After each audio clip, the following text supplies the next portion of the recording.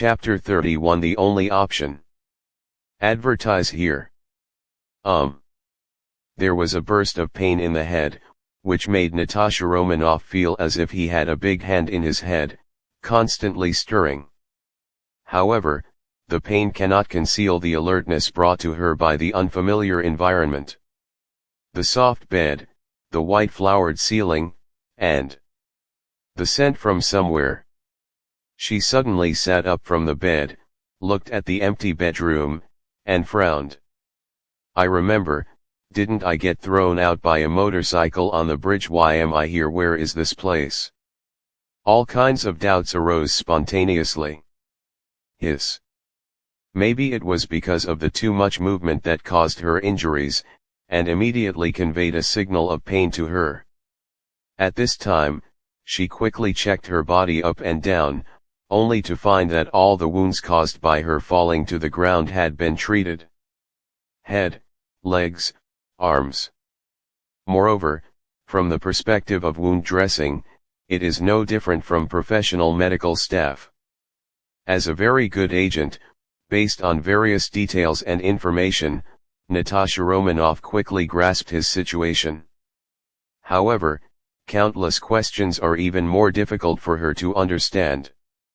I was rescued. Who is it? Why? At this moment, there was a clear sound of footsteps from outside the bedroom door. Someone. Natasha Romanoff quickly lay back on the bed, pretending that nothing had happened, and continued to pretend to sleep. Just as she closed her eyes and slowed her heartbeat, the bedroom door was opened. I saw Leon walking in with a bowl of mushroom porridge. He glanced at Black Widow, who was still lying on the bed, and then brought the porridge to the desk in the bedroom. "Wake up and eat some porridge." Natasha Romanoff, who was thinking of violently while the opponent was getting closer, was shocked when he heard these words. At the moment, she understood very well, the other party did not know why, she already knew she was awake. In this case, without much choice, she could only open her eyes, and slowly get up from the bed while she touched the pistol on her waist secretly with her hand. However, to her surprise, she felt empty. Before she could react, she heard Leon's joking voice, "Are you looking for this?" I saw Leon, who was standing not far away, took out a pistol from his waist and looked at her with a smile. Natasha Romanoff recognized right away, it was a pistol that should have stayed on his waist. Not only that, she also recognized at a glance, the man standing in front of her was the one who collided with herself in the opera 2 weeks ago. All of this caused waves in Natasha Romanoff's heart again. With her green eyes, staring at Leon closely, she asked word by word, "Who are you?" Leon didn't care about the alienation in the other party's tone, but instead covered his left chest with his hand and made a sad look. "Oh, you make me so sad. Are you treating your savior like this? Don't you have a word of thanks?" However, Leon's performance did not make Natasha Romanoff, who is also well versed in this way, change his expression. It is still the glamorous look that refuses to be thousands of miles away. Leon shrugged, spread his hands, and said, "You who should cooperate with me in the performance, turn a blind eye to the performance." Then, the gentle smile gradually disappeared from his face, and his tone became serious. "Who am I?" "I am your savior." After speaking, Leon pulled the chair beside the desk and sat down. "Let me introduce myself first. My name is Adrian. I am a secret agent. As for which organization you belong to, you don't need to know now. As for why you are here, where are you, I think this can answer you." Leon opened his arms and introduced, "As you can see, this is the bedroom, my bedroom. I was on that bridge and brought you, who was dying, back home. I also helped you deal with the wounds on your body." After a brief explanation, Leon looked at Natasha Romanoff, who was still sitting on the bed, and asked, "Now, do you have any questions?" As if waiting for Leon's words, Natasha Romanoff immediately asked, "Why save me? This is a good question." Leon smiled, got up from the chair, and stared at Natasha Romanoff with those very affectionate eyes. "Since I met you at the opera house last time, I have been attracted by your mysterious eyes. I think about you all the time. So, when I knew that you were being chased by someone, I couldn't bear the anxiety in my heart and followed. When I came to the bridge, I realized that the scene was in a mess. The people who chased you have fallen to the ground and have all been killed. And you are lying on the ground not far away, unconscious. You know everything about the next thing." After speaking, Leon used a look full of affection to draw a successful conclusion to the performance that can be called the actor.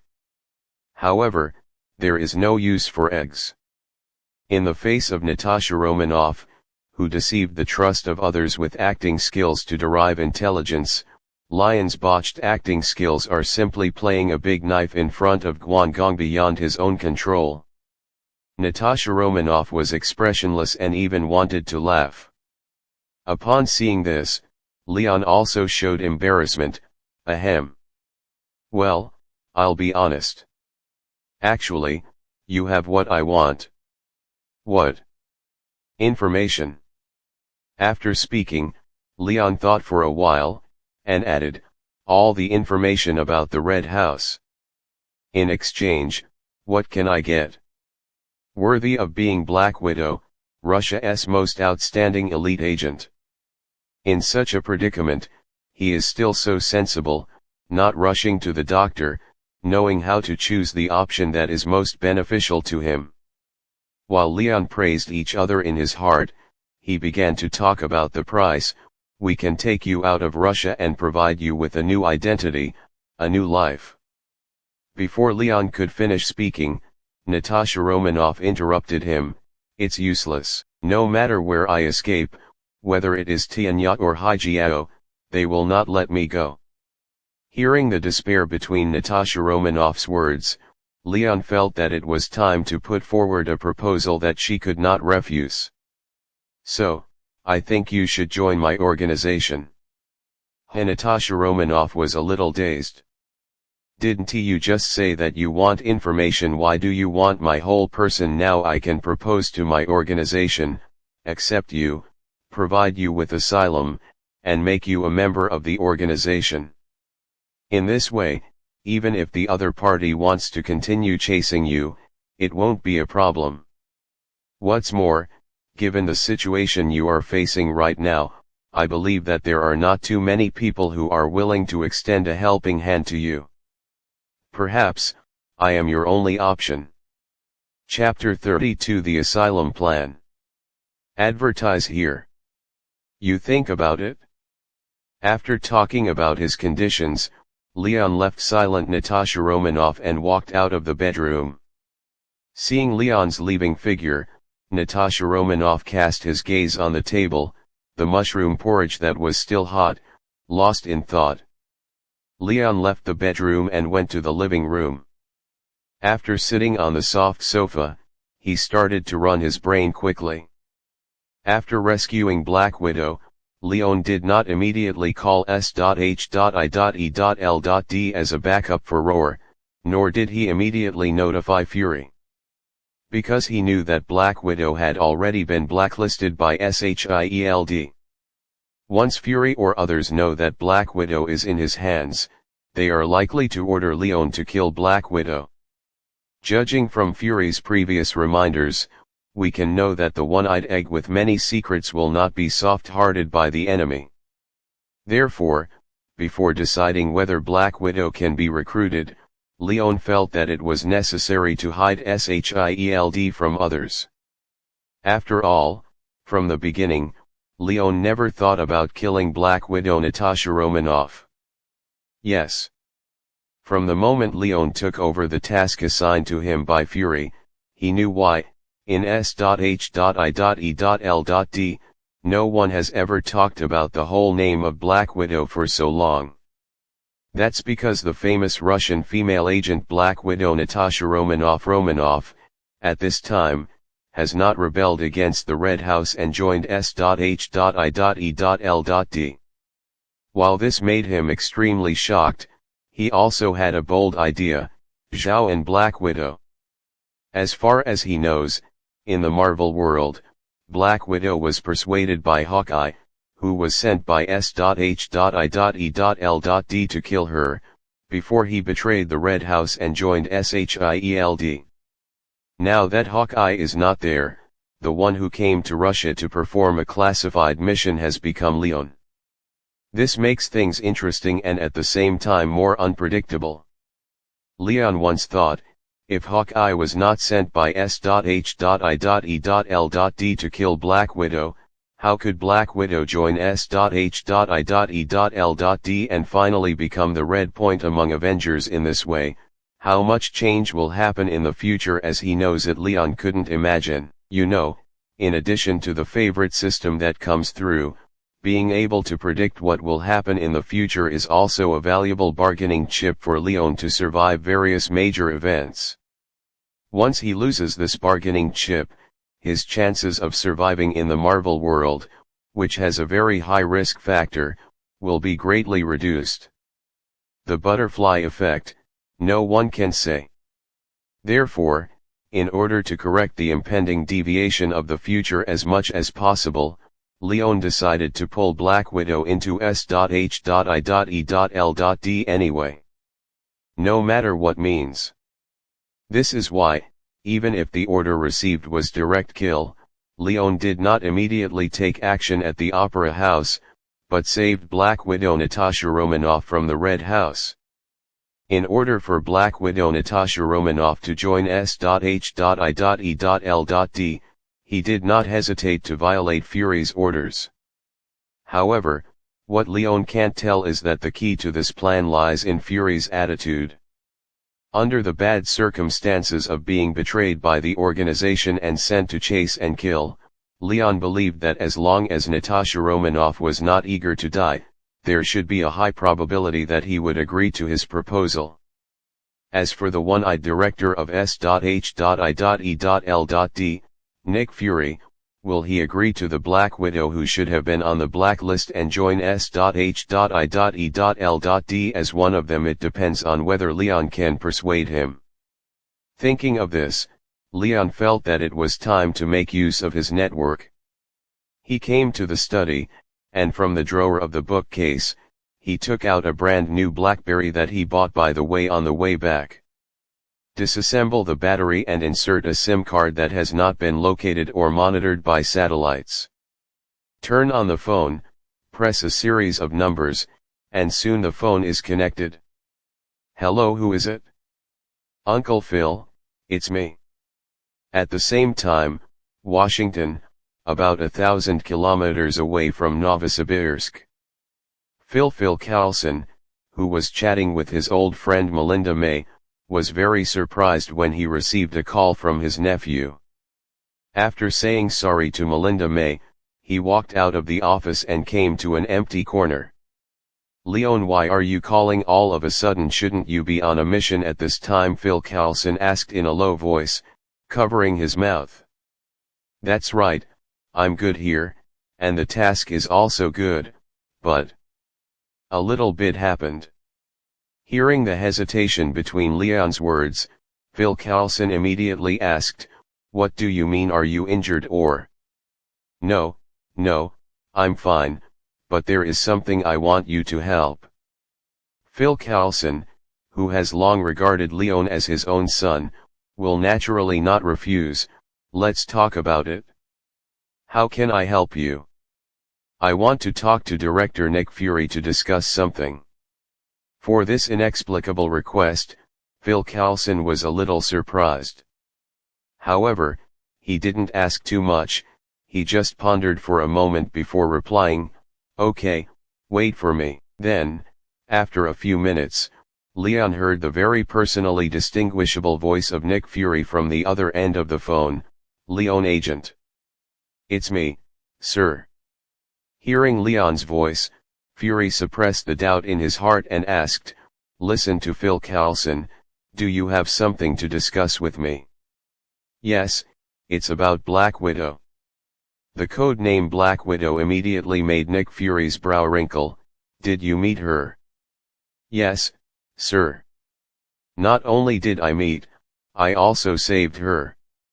Afterwards, Leon reported to Nick Fury on the phone how he met Black Widow Natasha Romanoff, and why he saved her from the killer of the Red House. Finally, he also presented his entire asylum plan to Fury. So, I think that if Black Widow can be recruited, what we will get is not only information about the Red House, but also a very good agent. After listening to Lyon's overall plan, Nick Fury had to admit that sending this young man to Russia to perform this task was really a wise choice. Leon did not disappoint him. In this mission, the ability that Leon demonstrated is worthy of Fury's inclusion in the list of key training targets.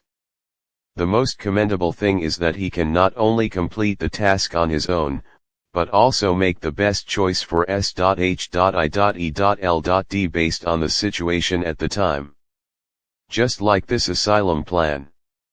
Leon waited a long time on the other end of the phone before he heard the answer he most wanted to hear. Go ahead. Chapter 33: The Power of Choice. Advertise here. Nick Fury's answer made Leon feel relieved. In his impression, Nick Fury is a person who wants to achieve his goal at all costs. Whether it is to protect the Earth and form a superhero team that is almost out of his control, or to prevent crime, the Inside Project is a killer weapon that will cause huge controversy once it is exposed. He does these things to achieve a certain goal. Whether the goal is to protect humans from alien invasion, or to protect SHIELD. He did the same with Black Widow. Now that Black Widow joins S.H.I.E.L.D., he can obtain confidential information from the Red House of the Russian intelligence agency, and can also inject new blood into the S.H.I.E.L.D. elite agent team. Why not agree to such a proposal that kills two birds with one stone? Not to mention Lyon's expectations, but he guessed somewhat, Nick Fury would agree to his proposal. With the promise of the S.H.I.E.L.D. director, Leon is naturally more confident to face Black Widow in a state of confusion. After hanging up, Leon broke the phone in half and threw it into the trash can. In this case, the next thing is to escape from the pursuit. Leon thought in his heart, but he kept walking towards the bedroom again. This time, Leon knocked on the door and waited for a coming-in sound inside before pushing the door again. As soon as he came in, Leon noticed that the mushroom porridge that had been on the table had been eaten up. This undoubtedly made the corners of his mouth rise slightly, and said in his heart, "This is a good sign."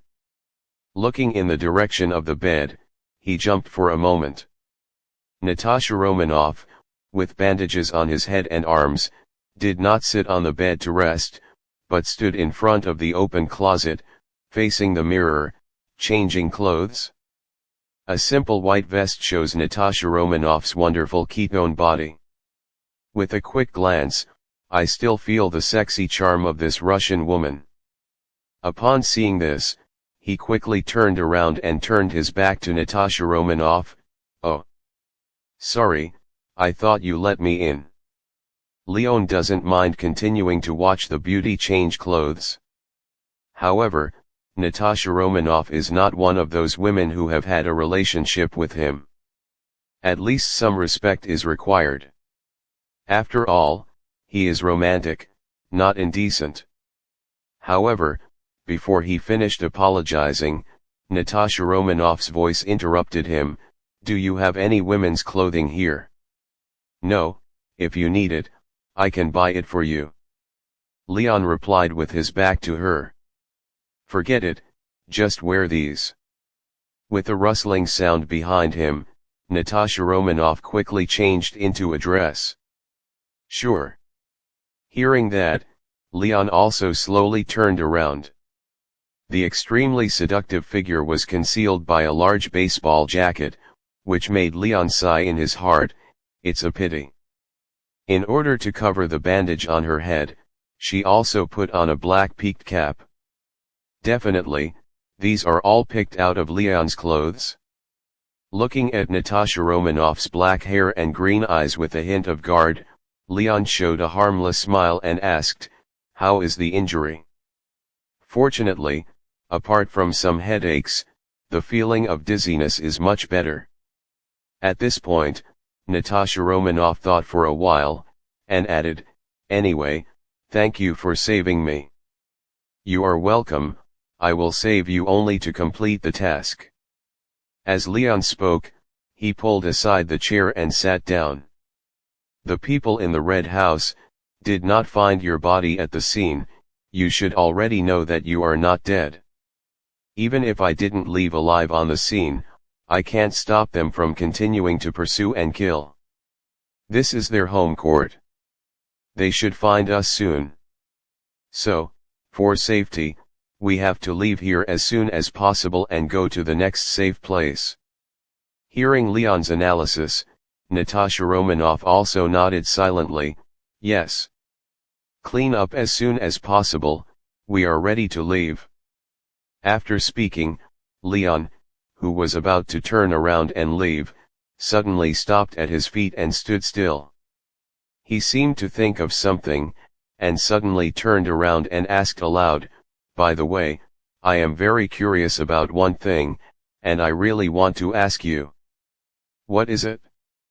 Leon stared closely at Natasha Romanoff's eyes, and said in a somewhat vague tone, "It stands to reason that you know that you have been betrayed by the organization, and you should find a way to leave Russia as soon as possible to avoid these people." "Find you?" "However, you did the opposite, staying in the Russian mainland, and still in Novosibirsk, a big city that is very easy to expose." "Why?" This is the doubt that Leon has been unable to understand after seeing Natasha Romanoff at the Opera House. With Black Widow's ability, it is not too difficult to leave Russia. However, she did not do so. Instead, staying in Russia, staying in a big and crowded city like Novosibirsk, is as if you are afraid that others will not find her. What is the reason? He wanted to hear her answer. Leon's question caused Natasha Romanoff to be shocked. She didn't seem to expect that Leon would ask this question.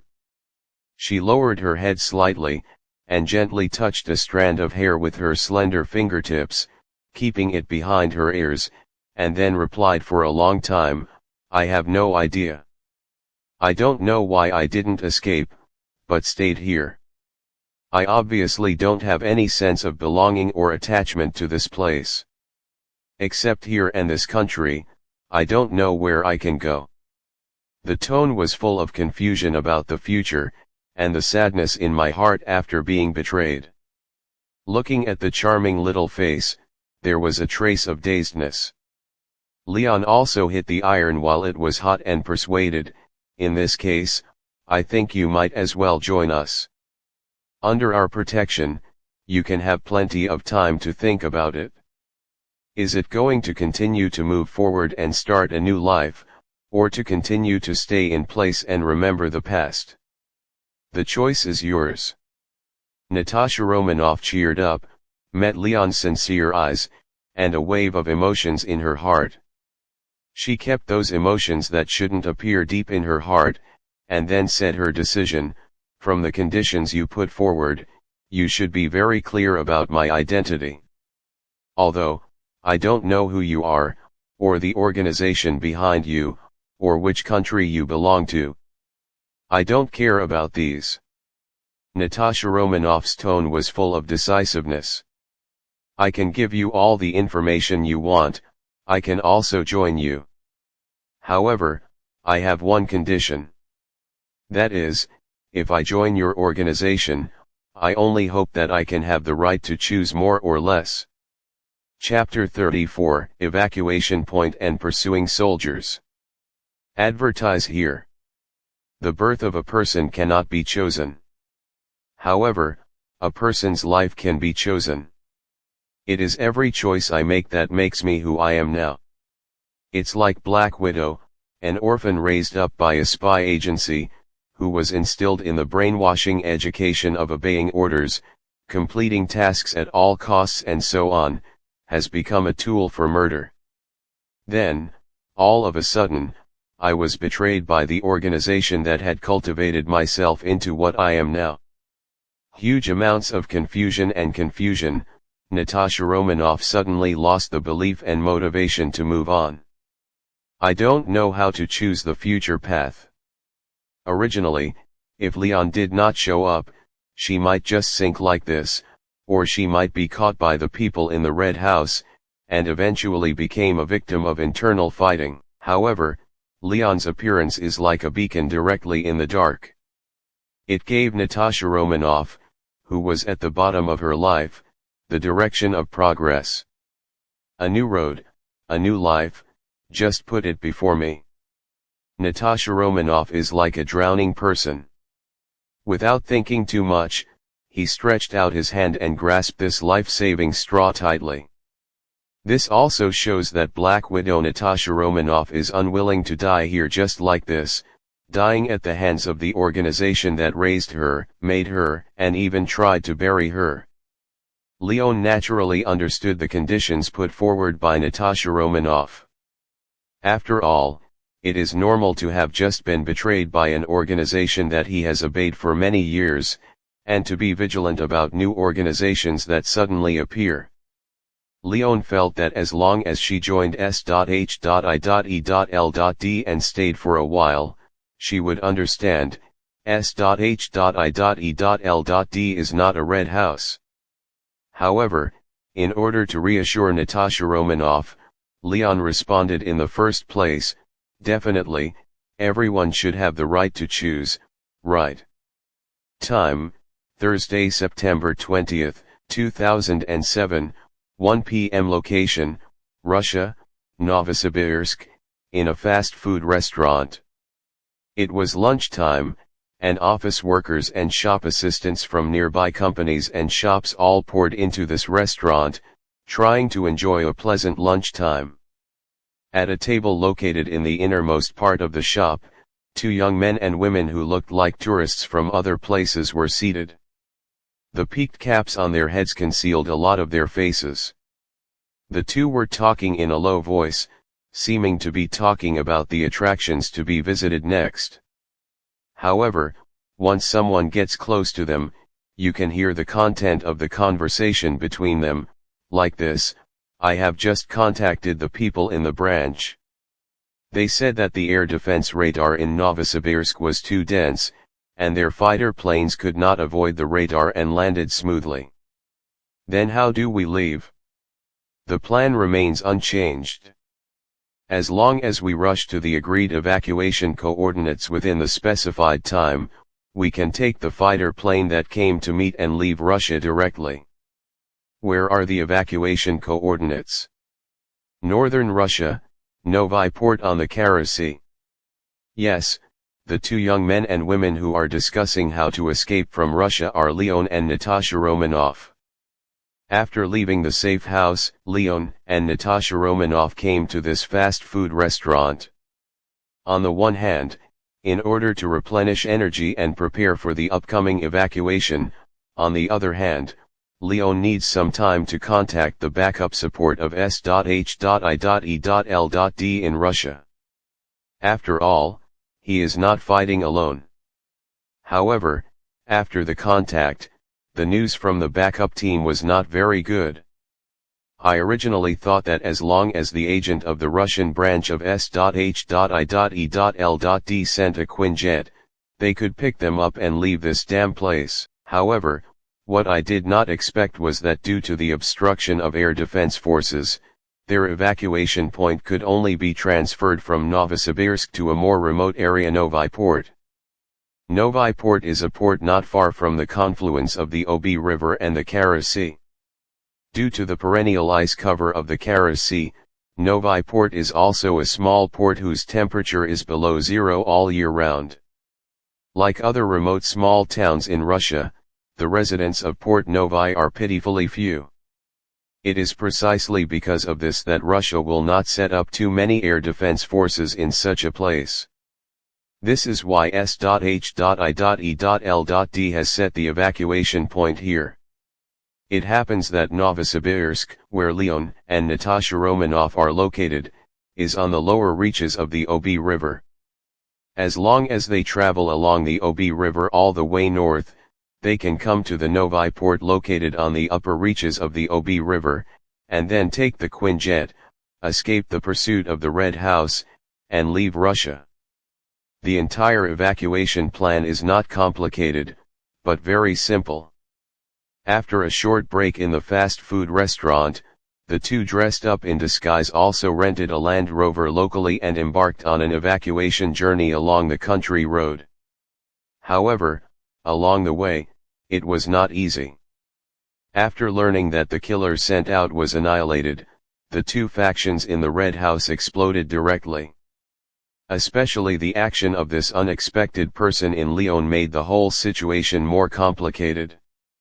Unexpectedly, there are third-party forces, and the Red House who intervened in this matter was also aware of the seriousness of the matter. Once Black Widow escapes from Russia, then the various classified information about the Red House in her mind will become beneficial information for third-party forces. The leakage of information is undoubtedly a major blow to the intelligence agency of the Red House. Therefore, in order to prevent Black Widow from leaving, the two major factions of the Red House quickly reached a settlement agreement, and dispatched elite killers and agents in the organization, and they were bound to stay in Russia with Leon and Black Widow. Due to the home court advantage, coupled with the speculation of the two's course of action, the Red House quickly grasped the specific positions of the two. Even if Leon and Natasha Romanoff hid all the way to the east, they did not dare to take the highway or stop to rest. However, 2 days later, in Nizhnevartovsk located in the middle reaches of the Obi River, the chasing soldiers caught up. Nizhnevartovsk, a city in northern Russia, is also the second largest city in Russia's Khanty-Mansi autonomous region. It is said to be a big city, but the population of the entire city is just over 200,000. In the early morning hours, the entire city seemed particularly deserted. On the street, even the shadow of the tramp could not be seen. The temperature here is around -1 or 2 degrees all year round, and even in the middle of the night and early morning, it will plummet to the terrible -10 or 20 degrees. Even the homeless people of the fighting nation dare not stay in the unobstructed streets at such a temperature. At this moment, in the distance of the road, there was a noise of engine roar, as well as the sound of tires rubbing crazily on the ground. Chapter 35, Counterattack. Advertise here. Clang clang. The bullet hit the car body, and the sound that made people want to cover their ears continued to sound. A speeding Land Rover, chased by 5 or 6 black SUVs, kept drifting around on the street to evade from side to side. This scene seems to be making a movie. However, what canyon is that this is the real world where no one calls cut. While lowering his head slightly, avoiding the bullet shot from the rear, Leon slammed on the gas pedal, trying to get rid of the opponent's pursuit with speed. Natasha Romanoff, who was sitting in the co-pilot, was holding an M4A1 carbine and leaned out of the window, constantly blocking the chasers behind him.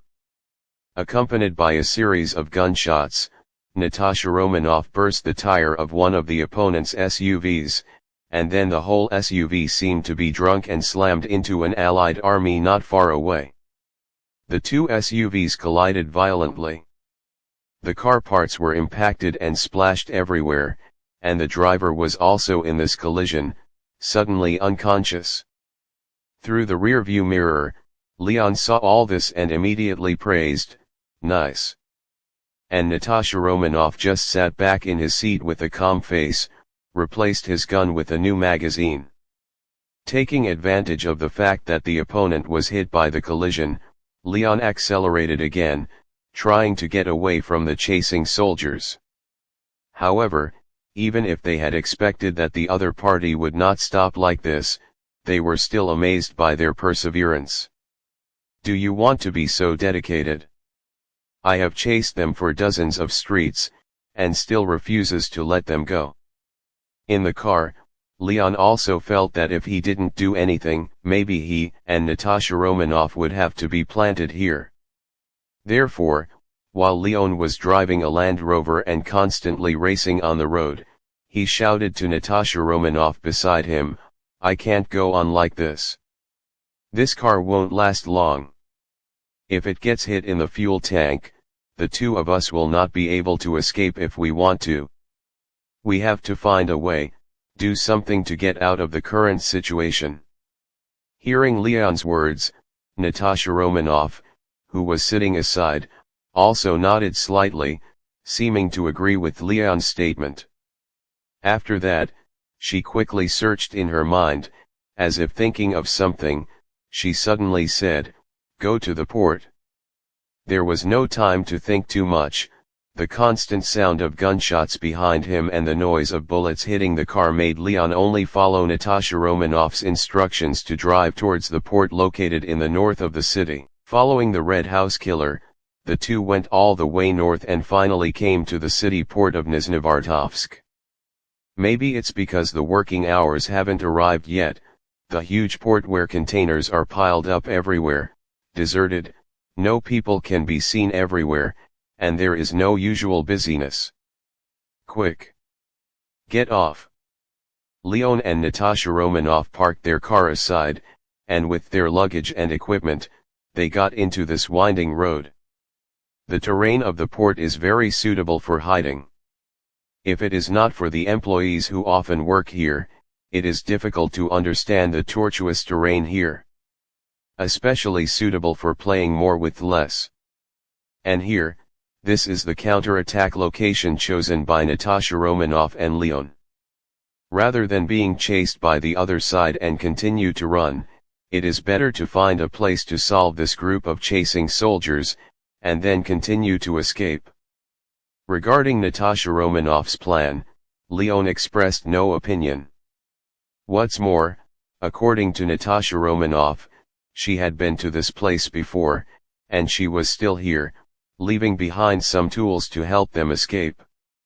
Just when the two figures disappeared in countless containers, the chasing soldiers are here. 7 black SUVs, like death god waiters, lined up and parked at the port gate. Click. An SUV in the center with its doors opened. A pair of slender beautiful legs, stepped on a pair of high heels measuring 7 or 8 centimeters, stepped on the ground that was a little wet. What came out of the car was a tall woman wearing a black leather jacket and leather pants. She shook her head slightly, and shook her soft blonde hair lightly, revealing a very attractive and glamorous face. When she saw the Land Rover that was full of holes at the door, she smiled, "Disperse. Find them." Following an order, the many assassins standing behind her rushed into the port with all kinds of firearms. And she took out 2 pistols from her waist, took a catwalk leisurely, and led several female assassins in the same car into it. For Black Widow's excellent combat ability, the Red House already knows well. Not to mention, plus a marksman that can kill many enemies in a short time. Such a combination, no matter how many people there are, dare not take it lightly. Therefore, as the commander of the first batch of pursuers, Yelena Belova carefully divided the killers into groups of 5 through the communication device. 25 people were divided into 5 groups. It is a fan and carries out a carpet search towards the port. And this scene was seen by Leon in the distance. Leon, who was lying on a container, took off his telescopic glasses and said to Natasha Romanoff on the side, "It seems that the commander of the other party is not a fool. We are in trouble." The news that the other party searches in groups is not very good for the two of them. As long as they can't quickly eliminate all enemies in a group in a short period of time, then, the enemy's reinforcements will come immediately. In that case, what they face will be very powerful firepower. Therefore, if they want to wipe out this wave of chasing soldiers here, they must use the terrain to fight a time difference. In other words, they have to fight quickly. Fortunately, 5 people, for a combination like Leon and Black Widow, are simply not enough. This can be seen in Natasha Romanoff's slightly disdainful tone. It's only 5 people. Yes, only 5 people. Leon also smiled and agreed. Looking at Natasha Romanoff with favorite, Frosty on his head, Leon couldn't help but muttered in his heart, this young lady is really confident. The two lay on one of the containers, and after observing for a while, they waited until one group of enemies was far away from the encirclement. Leon and Natasha Romanoff looked at each other, their eyes sent the same signal, it was them. Immediately afterwards, the two immediately jumped out of the container, cat themselves, and touched the group of enemies who were single. Natasha Romanoff, who just gave him 2 pistols with silencers, glanced at the corner of his eyes, only to find that Leon on the side, still carrying a suitcase, didn't look like he wanted to take out his weapon and put it in a stand. This made her frown and asked in a low voice, "Hey. What are you doing? What's wrong? War is about to start, where are your weapons?" Weapons? Leon was shocked, then reacted. Oh. Weapons. He patted the silver suitcase lightly and gave Natasha Romanoff a devilish smile, you will see it soon. Chapter 36 Port Fierce Battle. Advertise here. What? Accompanied by the groan of the enemy falling to the ground, Leon and Natasha Romanoff, after being driven by the Red House for a few days, finally sounded the horn of counterattack. Although it was in broad daylight, it was not as easy to assassinate as after night fell. However, the assassins of the Red House are not facing ordinary people, but Leon, who has no arrows, and Black Widow, who has outstanding assassination skills. Under the cooperation of the 2 men, the 5 enemies of the first group were quickly killed by the 2 before they had time to notify the others. At the moment, Natasha Romanoff finally saw it, the baby in Leon's suitcase, a foldable recurve bow. This is not something that surprised her, but what shocked her even more was Leon's archery. With one stroke, one pull, one release, an enemy will be shot to the ground. Although it is not so abnormal that every arrow refers to which to hit, but every arrow shot will make an enemy lose combat effectiveness. Watching Leon quickly recover arrows from the enemy, Natasha Romanoff's curiosity about this man is much stronger. What kind of person is he? Not long after the 2 left, another group of enemies came to the scene of the incident very in time. Looking at the 5 corpses lying on the ground, the leading little boss, with slightly enlarged pupils, he immediately used the communicator to send an alarm to the other companions, attention to all units, Team C was knocked down. In addition to firearms, the enemy also there are weapons like bows and arrows. On the other side, Yelena Belova, who heard the bad news, also involuntarily squeezed the gun in her hand, frowned, and muttered to herself, as expected, I am the only woman who has been awarded the title of Black Widow. The more I think about meeting you, Senior. Especially in the word senior, she lengthened the ending sound. This time, the Red House sent out many elite agents and killers. Among them, in order to inspire and exercise these female agents who have been training in the Red House, the Red House even sent female students who have not experienced the graduation ceremony to chase and kill Natasha Romanoff. Yelena Belova is one of them.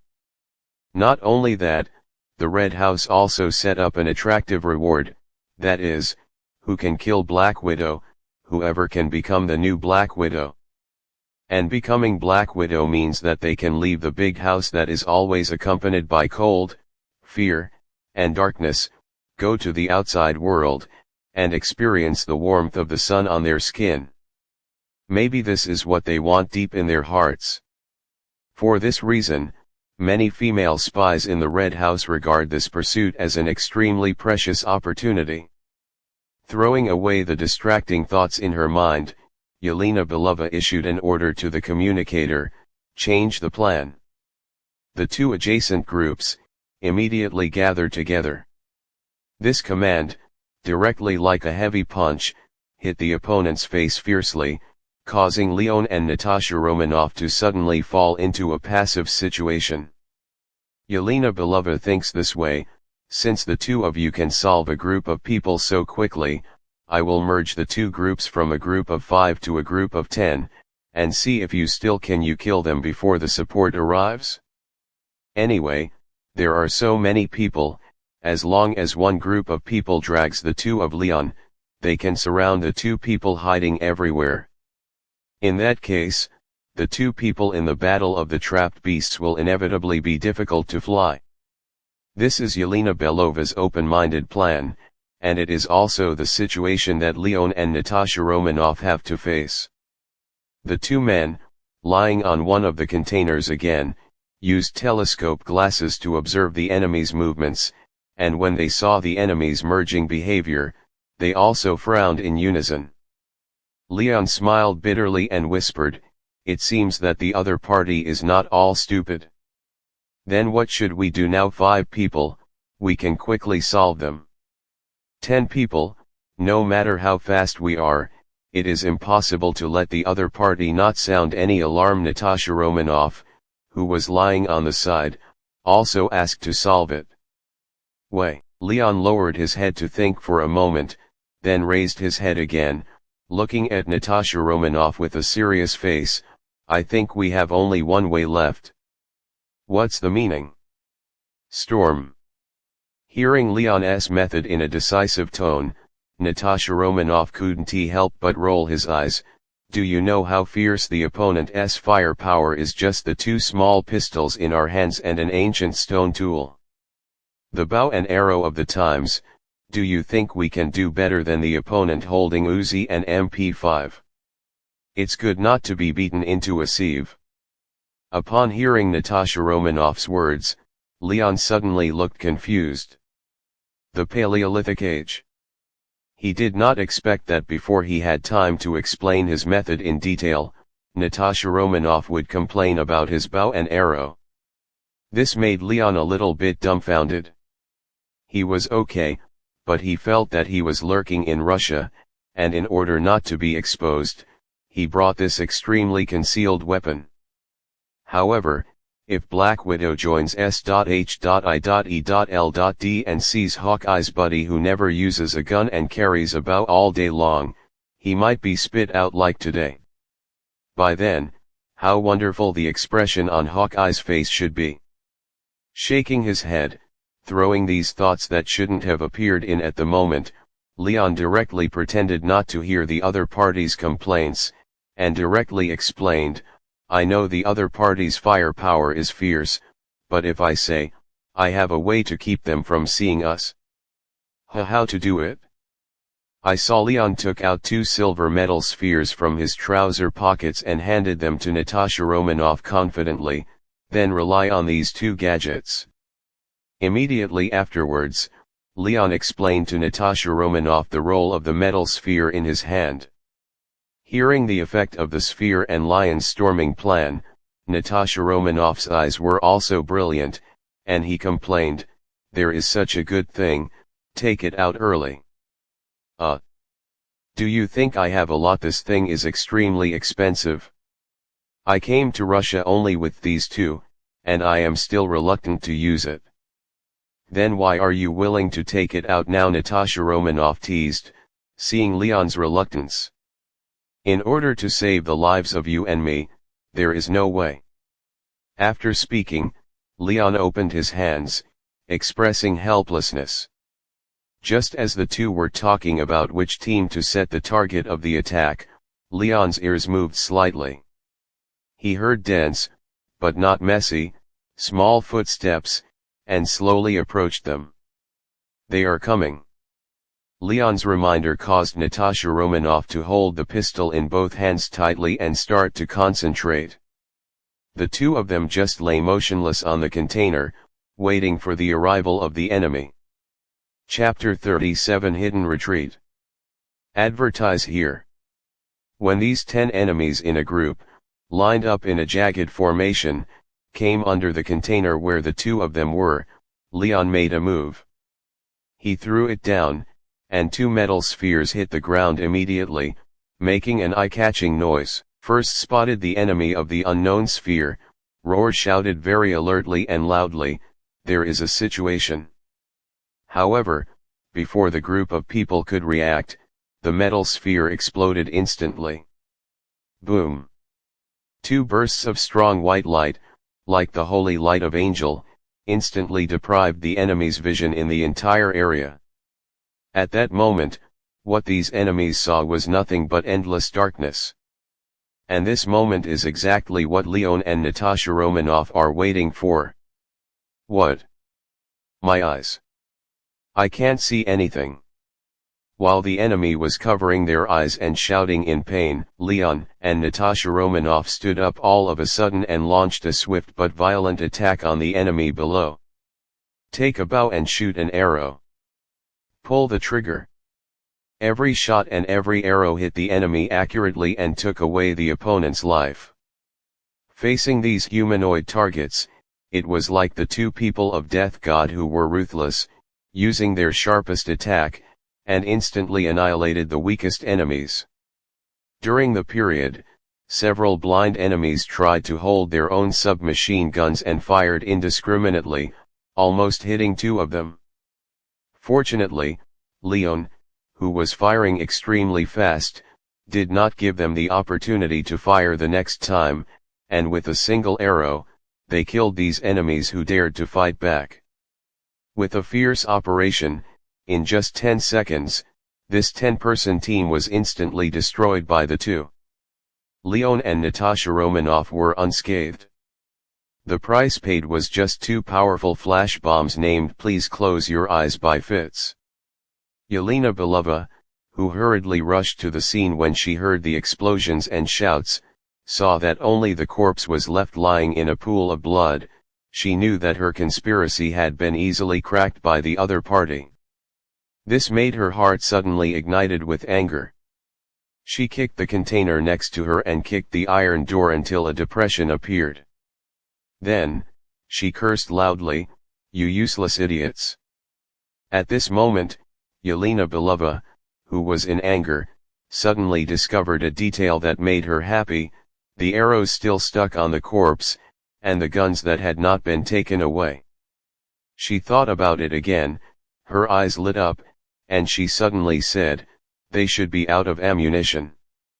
As long as we continue to fight with them, we will definitely consume their few arrows and bullets. In this way, they can only obediently let us kill. Go. Next, let's act together." While Yelena Belova led the last 10 people and began to frantically search for them, the other side, having fled to Leon and Natasha Romanoff near the banks of the Ob River, they began to check the ammunition on their bodies. Just when Leon touched the quiver behind him, he discovered a very serious problem. "Oh, I only have 5 arrows left." It turned out that because the enemy came too fast just now, Leon was forced to flee the scene before he could recover his arrows. Therefore, the Leon scene will face a rather embarrassing situation: lack of ammunition. At the moment, Natasha Romanoff on the side also revealed a serious bad news: "I'm almost out of bullets." The flash bomb used as a surprise attack tool was used up, and only a few bullets and arrows remained. In this way, the materials they had in their hands could not support them in the previous raid. Even a brief exchange of fire with the enemy may deplete his only ammunition. Without ammunition, the weapons in their hands will become useless, cumbersome. The desperate situation seems to be right in front of my eyes. It's time to think about retreat. Leon, thinking so, couldn't help looking at Natasha Romanoff, who was aside. It just so happened that Natasha Romanoff seemed to have thought of it with him, using those bi-pupils to stare at him. I think it's time for us to leave here. How to go?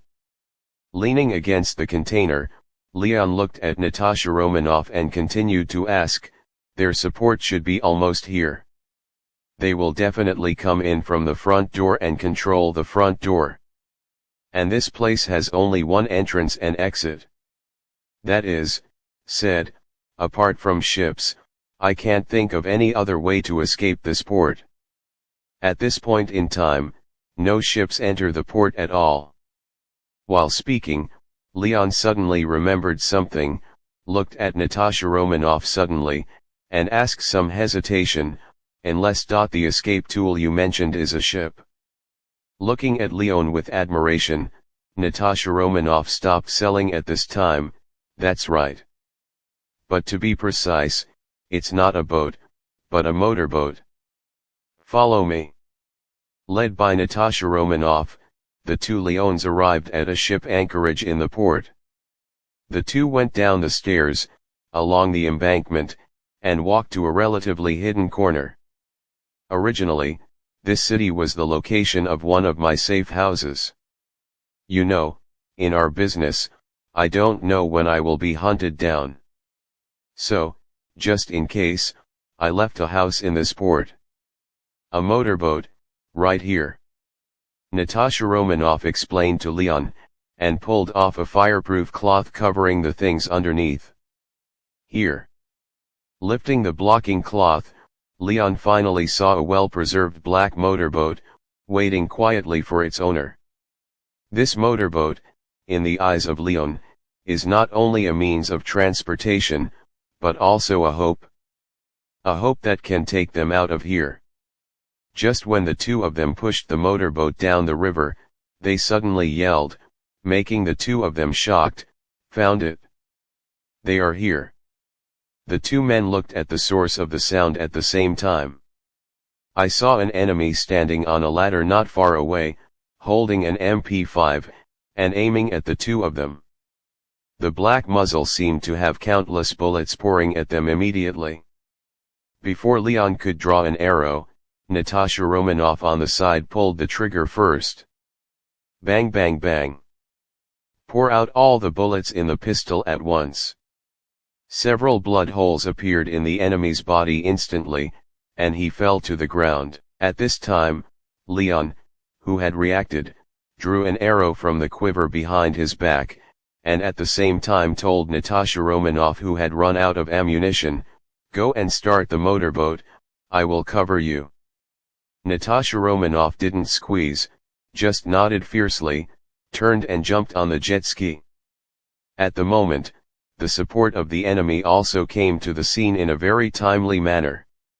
I saw Leon with a torch-like gaze standing on the spot, holding a bow in his right hand and an arrow in his left hand, aiming at the front, and shouted in a low voice, "Bring it on." Chapter 38. Advertise here. Whoosh. An enemy who was just about to rush down the stairs was shot directly in the eye socket by Leon's ready-to-fire arrow. There was no sound, and he fell straight forward. The corpse with the arrow stuck in its head rolled down the stairs. The courage of the enemies was also slammed down by this powerful arrow. These assassins became timid, afraid to step forward, only dared to hide behind the bunker, and fired indiscriminately in the direction where Leon was. Da-da-da. Even if the quasi-center missed the target severely, the 6 or 7 MP5's continuously pouring bullets made Leon dare not continue to stand on the spot, posing the pose. Can only hide behind a yacht, avoiding merciless barrage. At this time, Yelena Belova, who had been late to arrive, was so angry when she saw her subordinate's behavior, she immediately commanded loudly, "What are you afraid of? He is just a person. Come on with me." At Yelena Belova's reminder, the talents awakened like a dream, and they rushed down the stairs, came to the embankment, and rushed towards Leon. Many people are powerful. Even if Leon's archery skills were accurate, an arrow could kill an enemy, but it could not reach the opponent's group of people and swarmed. What's more, he only has the last few arrows left. After a few rounds, when Leon shot the last arrow of the quiver, he could only act as a tortoise. Clang clang. Bullets kept hitting the yacht, and there was a toothache. Leon, hiding behind the yacht, felt even more tormented in at the moment. Just when Leon kept yelling in his heart, "Be sure to bring a gun next time," Natasha Romanoff's voice, accompanied by a rumbling engine, finally rang, "Okay. Come on up." This roar shout fell in Leon's ear, like the sound of heaven. He hurriedly turned around, stepped on his long legs, and after a short run up, he jumped onto the jet ski in a standard triple jump. Without thinking too much, Leon, sitting in the back seat, hugged Natasha Romanoff's waistline directly, and in her ear, desperately yelled, "Walk." Frowning, Natasha Romanoff twisted the throttle with his right hand, and the motorboat parked on the river rushed out like an arrow from the string. Water splashed everywhere, and a white trace appeared on the river surface. This motorboat broke through all obstacles, carrying Leon and Natasha Romanoff, and rushed out of the encirclement. Seeing the cooked duck flying away like this, Yelena Belova shot Leon's back very uncomfortably and fired several shots. Under her leadership, the other killers in the Red House also shot the last wave of bullets called "Do Everything to Do with the Fate." Sensitive hearing, at this time, played a role. Hearing a bullet spinning at a high speed, passing by the surroundings of my body, there was a faint sound of breaking wind.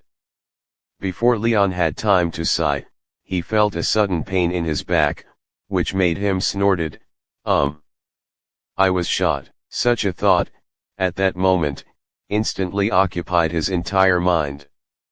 A sense of powerlessness surged in his body, causing Leon to hug Natasha Romanoff's hands tightly, but also began to loosen a little.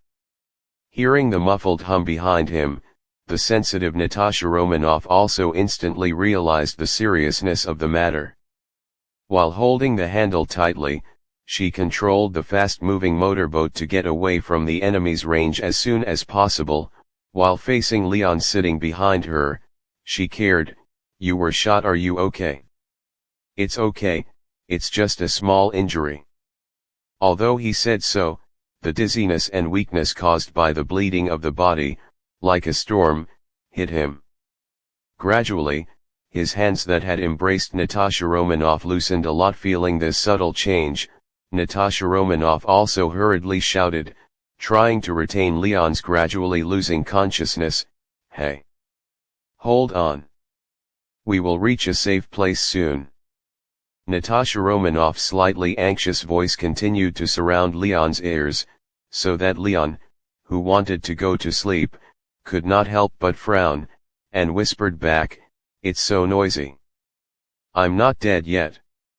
Hearing Leon's voice, Natasha Romanoff felt a little bit more calm. However, she knew very well that if he could not find a safe place as soon as possible to treat Leon, he would definitely die if he was bleeding heavily. Thinking of this, Natasha Romanoff secretly made up his mind, "You saved me last time. This time, it's my turn to save you." With a twist of the accelerator, the motorboat traveling on the Obi River suddenly accelerated and galloped away. 6 hours later. A small town in northern Russia. In an uninhabited house all the year round, the man lying motionless on the bed suddenly opened his closed eyes.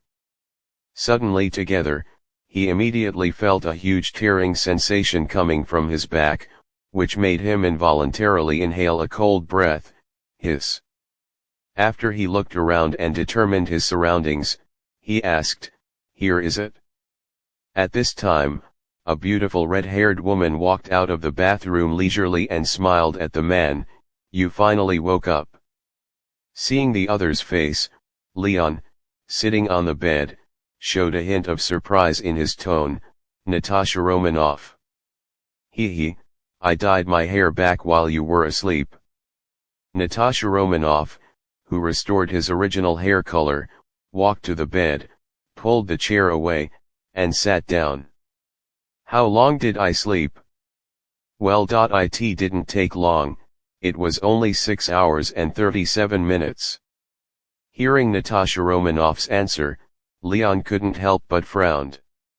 "That is, do we have about 6 hours left?" "That's right." Natasha Romanoff nodded, jokingly. "To be precise, there are still 6 hours and 23 minutes before the agreed evacuation time."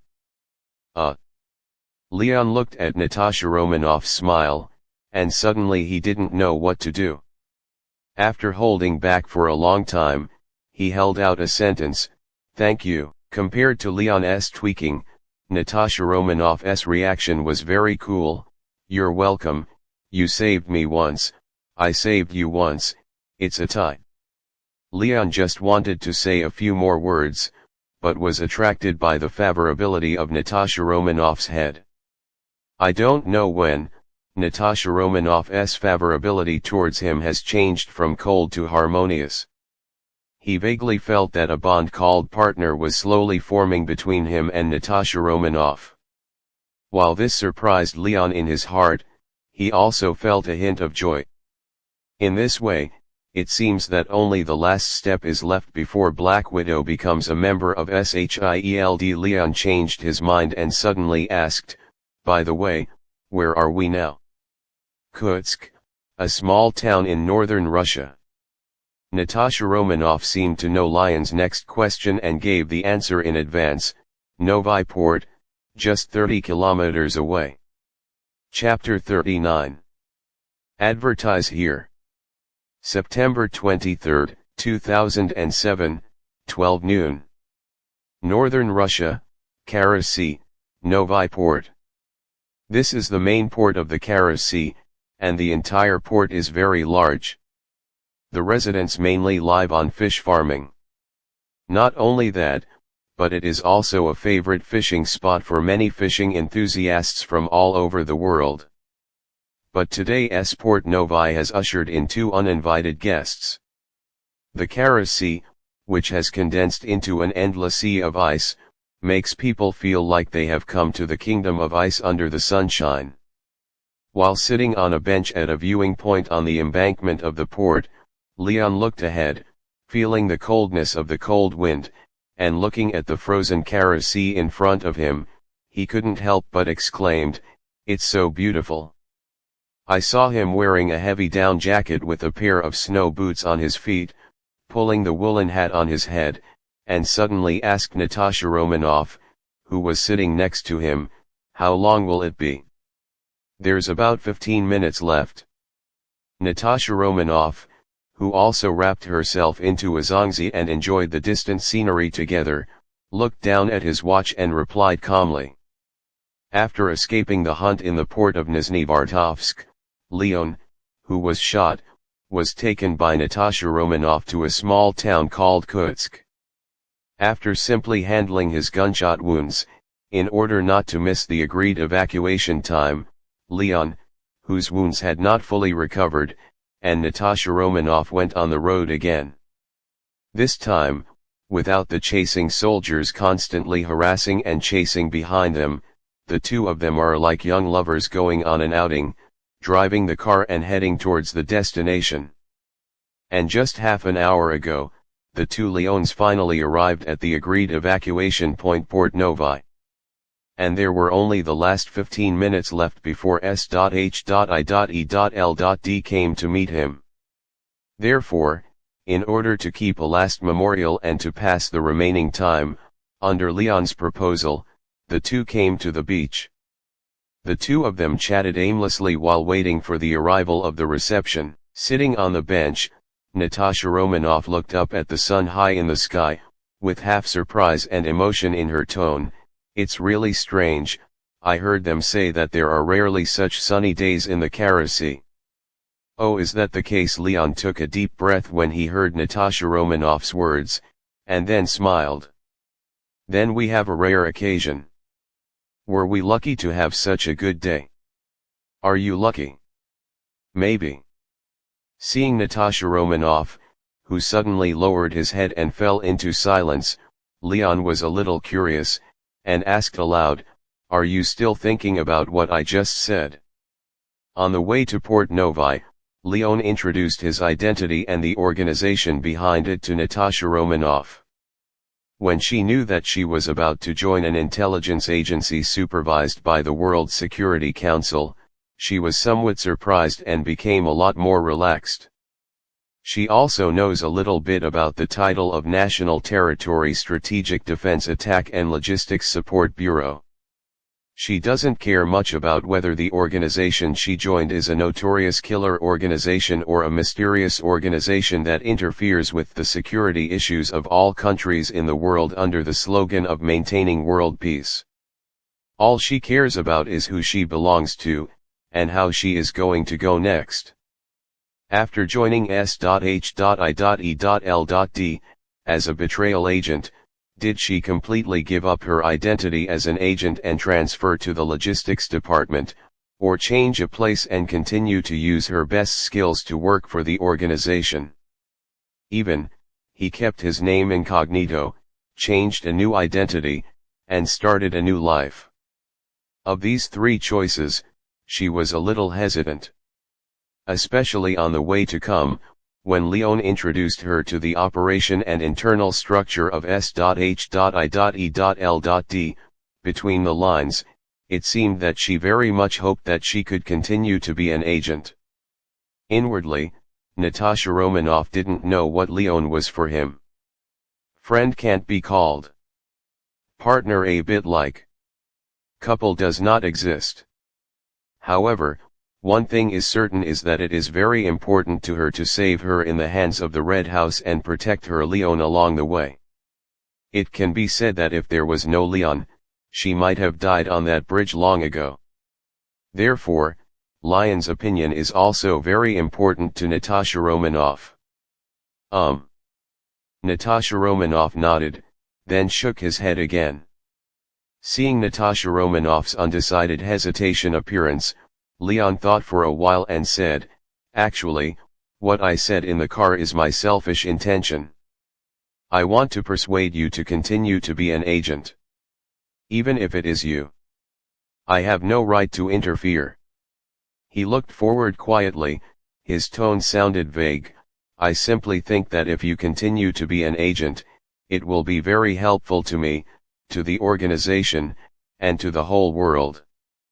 Because you can do things that many people can't do." While speaking, Leon slowly turned his head and looked at Natasha Romanoff expectantly with his bright and deep eyes.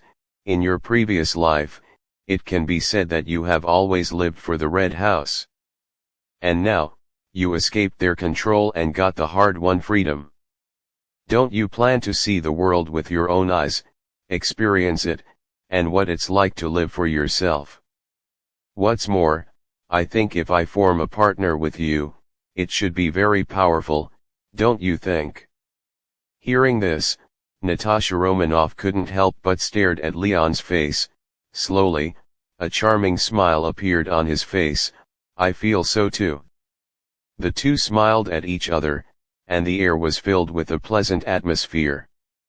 Just as the two were chatting, they almost forgot the passage of time. At the moment, from the surface of the sea, there was a sudden distortion of space. That is, under Natasha Romanoff's very surprised gaze, a S.H.I.E.L.D. iconic fighter, Quinjet, was released from its invisibility and suddenly appeared in front of the two of them. Roar, roar, roar. The strong wind brought by the engine caused the hair under the hats of the two of them to continue to flutter with the wind. The gray fighter plane landed on the side of the open space under the gaze of the two. The cabin door at the rear of the fighter was slowly opened. Leon took the first step and came to the plane's gate, made a European knight's etiquette, smiled and said, "Welcome to the plane, Natasha Romanoff." 7 hours later. Located in the night sky of Manhattan, New York. A Quinjet with stealth mode turned on, accompanied by the loud noise of a turbo engine, slowly landed on the tarmac of a certain building. When the door of the cabin was slowly opened, a tall and straight figure walked down slowly with a steady step. But after that, there was a red-haired woman. Chapter 40 Black Widow's Kiss. Advertise here. Just after arriving in New York, Leon had not had time to enjoy the night view of New York with Natasha Romanoff. Nick Fury called him on the phone. The meeting place was the same building where Fury took over the Red House mission last time. However, this time, something different is that it was not his uncle Phil Coulson who accompanied him, but became Black Widow Natasha Romanoff. Sit on the Chevrolet Suburban, Leon and Natasha Romanoff that were already prepared, and soon arrived at the destination. "Come and see me, take that Black Widow." These are the original words of Nick Fury. In the car, Leon did not talk to Natasha Romanoff, but he kept deducing all the possibilities that were about to happen in his mind. Although Nick Fury was on the phone, he agreed to his asylum plan. However, before everything was finalized, he was still a little uneasy. What if Fury turns back and orders his subordinates to kill Natasha Romanoff on the spot? This absurd idea, like a haze, has been shrouded in the depths of his heart. Nick Fury, there are so many secrets, like a man with stars in the sky. Leon spent very little time with him, not so much. The only intersection between him and Fury, the S.H.I.E.L.D. director, was the last mission. Moreover, the time to talk and meet is less than 10 minutes. He couldn't guess what Fury thought about Natasha Romanoff, the rebellious agent. He can only hold optimistic thoughts and go to meet Fury with Natasha Romanoff, who is also full of doubts. Before entering the building, Leon hadn't waited for Leon to show his agent certificate. The sister at the front desk I met last time interrupted him first. "Leon agent, Miss Natasha Romanoff, the director is waiting for you on the 4th floor." "Okay." The two people with their own minds took the elevator and quickly reached the 4th floor. Ding. As soon as the elevator door opened, Leon saw a tall beauty standing in front of him. Leon raised his brows, and then smiled kindly. "Maria, long time no see." In the entire S.H.I.E.L.D., the woman Leon called Roar so intimate, who else besides Fury's adjutant Maria Hill? Maria, hearing Leon's intimate name, Roar, Natasha Romanoff was also very curiously looking at the woman standing in front of the elevator door. However, the owner who called Roar didn't seem to like Leon in front of outsiders and called Roar himself Maria. Seeing Hill frowned, he gave Leon a fierce look with those pale blue eyes, and then said, "The director is waiting for you in the conference room." After speaking, she turned around and walked to the conference room with her long legs. Leon and Natasha Romanoff looked at each other and immediately followed.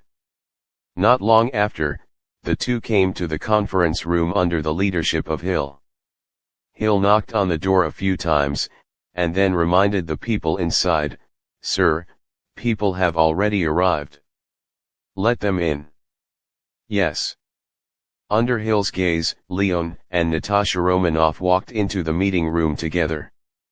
Like the last time, Fury is sitting in the main seat of the conference room with his fingers crossed, and with the only eye left, the two quietly stepping into the room. Seeing Fury's charcoal face, Leon couldn't see at all what he was thinking. At this moment, Fury moved. I saw him slowly getting up from his seat, walking a gentle pace, came to Leon, patted his right shoulder with his hand, and praised, "Good job, Leon agent." Leon, who was a little confused, quickly showed his loyalty, "Thank you, sir. I will continue to work hard."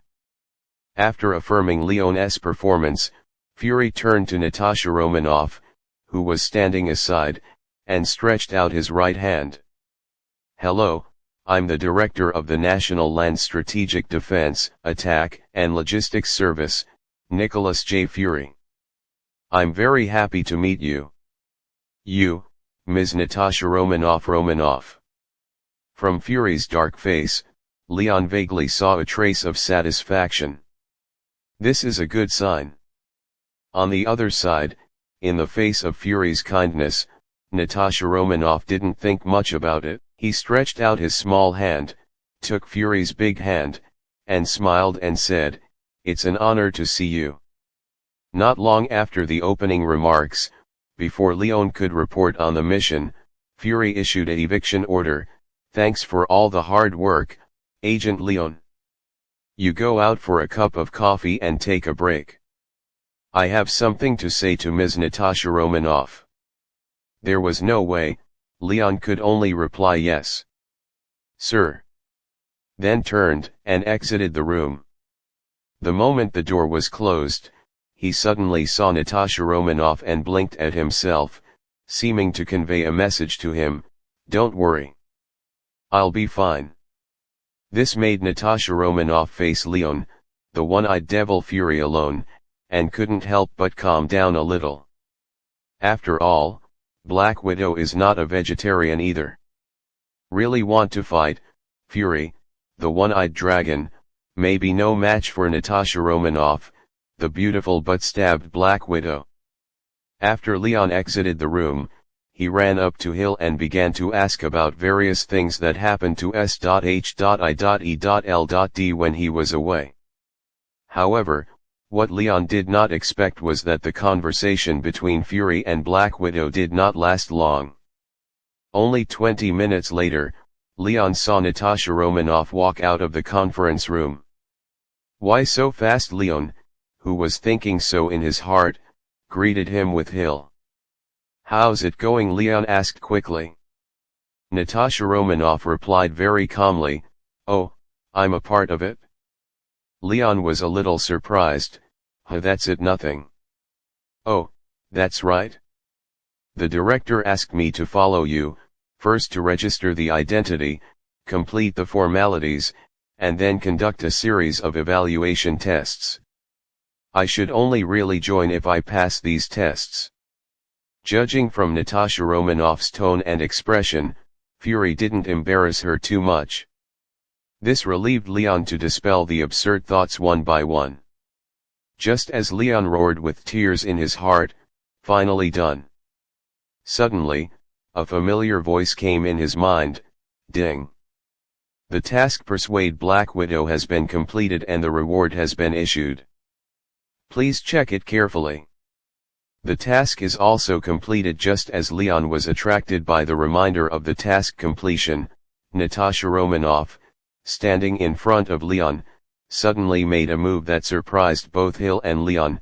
She stood on her feet slightly, in front of Hill, and kissed gently on Leon's cheek.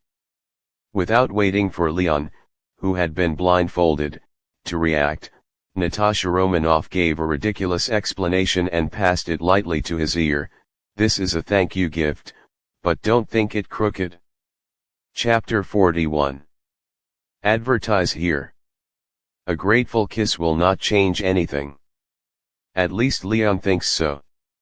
In the next few days, Leon took the new agent Natasha Romanoff, who had just joined S.H.I.E.L.D., to go through the formalities for employment, application for residence, and so on. After finishing all the complicated procedures, Natasha Romanoff bid farewell to Leon and officially went to S.H.I.E.L.D.'s evaluation training base Cocoon. Since she was an agent who defected from the Red House of the Russian intelligence agency, S.H.I.E.L.D needed to conduct a series of evaluations and a month-long background investigation to confirm that she was not sent as an undercover agent. This is a very normal internal operation of the organization, for which Natasha Romanoff also expressed his understanding. Saying goodbye to Natasha Romanoff, returning to Lyon, New York, after many days, he returned to his residence again. He had just finished his Russian mission, and he was on standby until he received a new mission. On standby means that there is nothing to do. However, just after a long trip to Russia, Leon also felt that he needed a little time to adjust his physical condition. After all, the gunshot wound on his back reminds him from time to time that he needs time to recover. I don't know if S.H.I.E.L.D's special medicine is powerful, or Leon's body is recovering quickly. After only 3 days, Leon found his wounds when he was looking in the mirror, and they started to scab.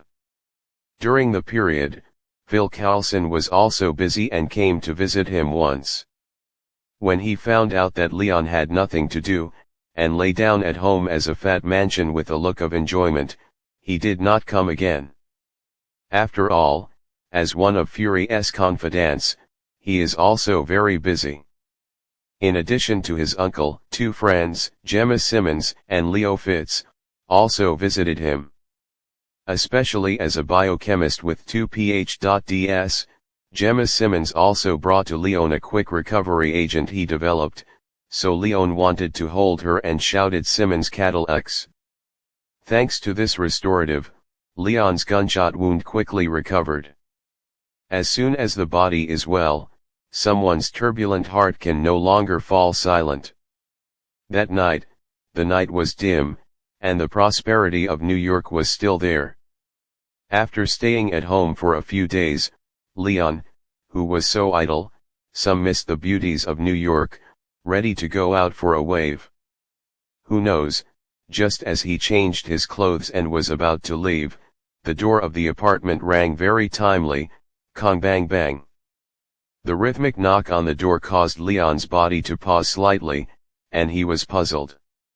As he walked, he muttered in a low voice, "Who is it at this time?"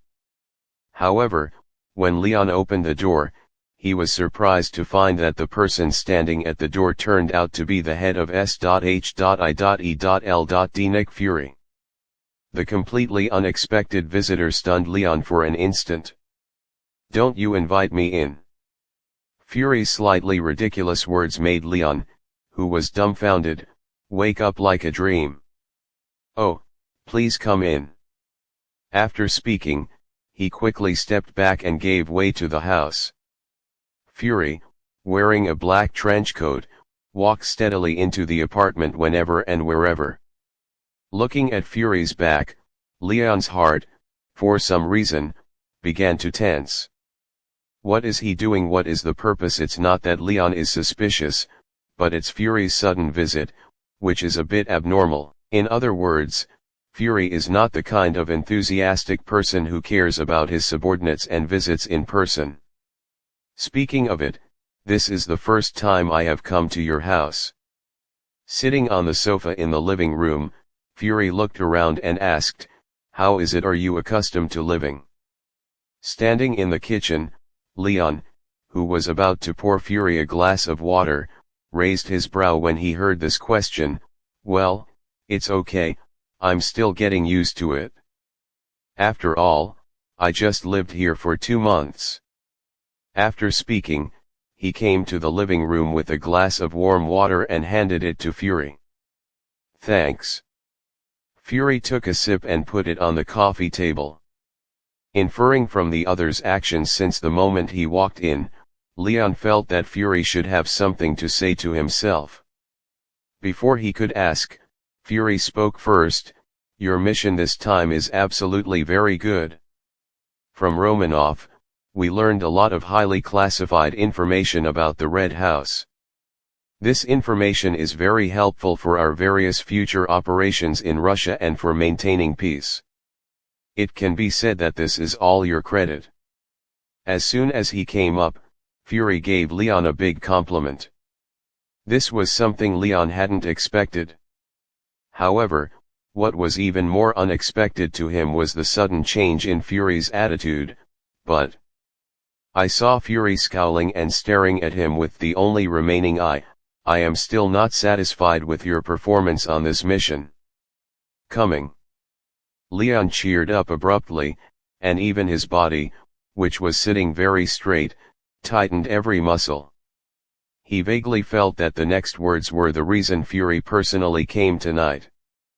Fury's instruction continues, in this mission, you did a very good job in collecting intelligence and lurking. However, you have forgotten one very important thing. Do you remember, what else did I say when I brought your attention to Black Widow? From Fury's eyes full of dissatisfaction, Leon finally realized Fury's intentions. It should come, and it will come. From the moment he disobeyed the order, Leon was ready for Fury to ask questions. It's just that everything went so smoothly according to his plan that it made him think that Fury should or might not delve into his little things. Who knows?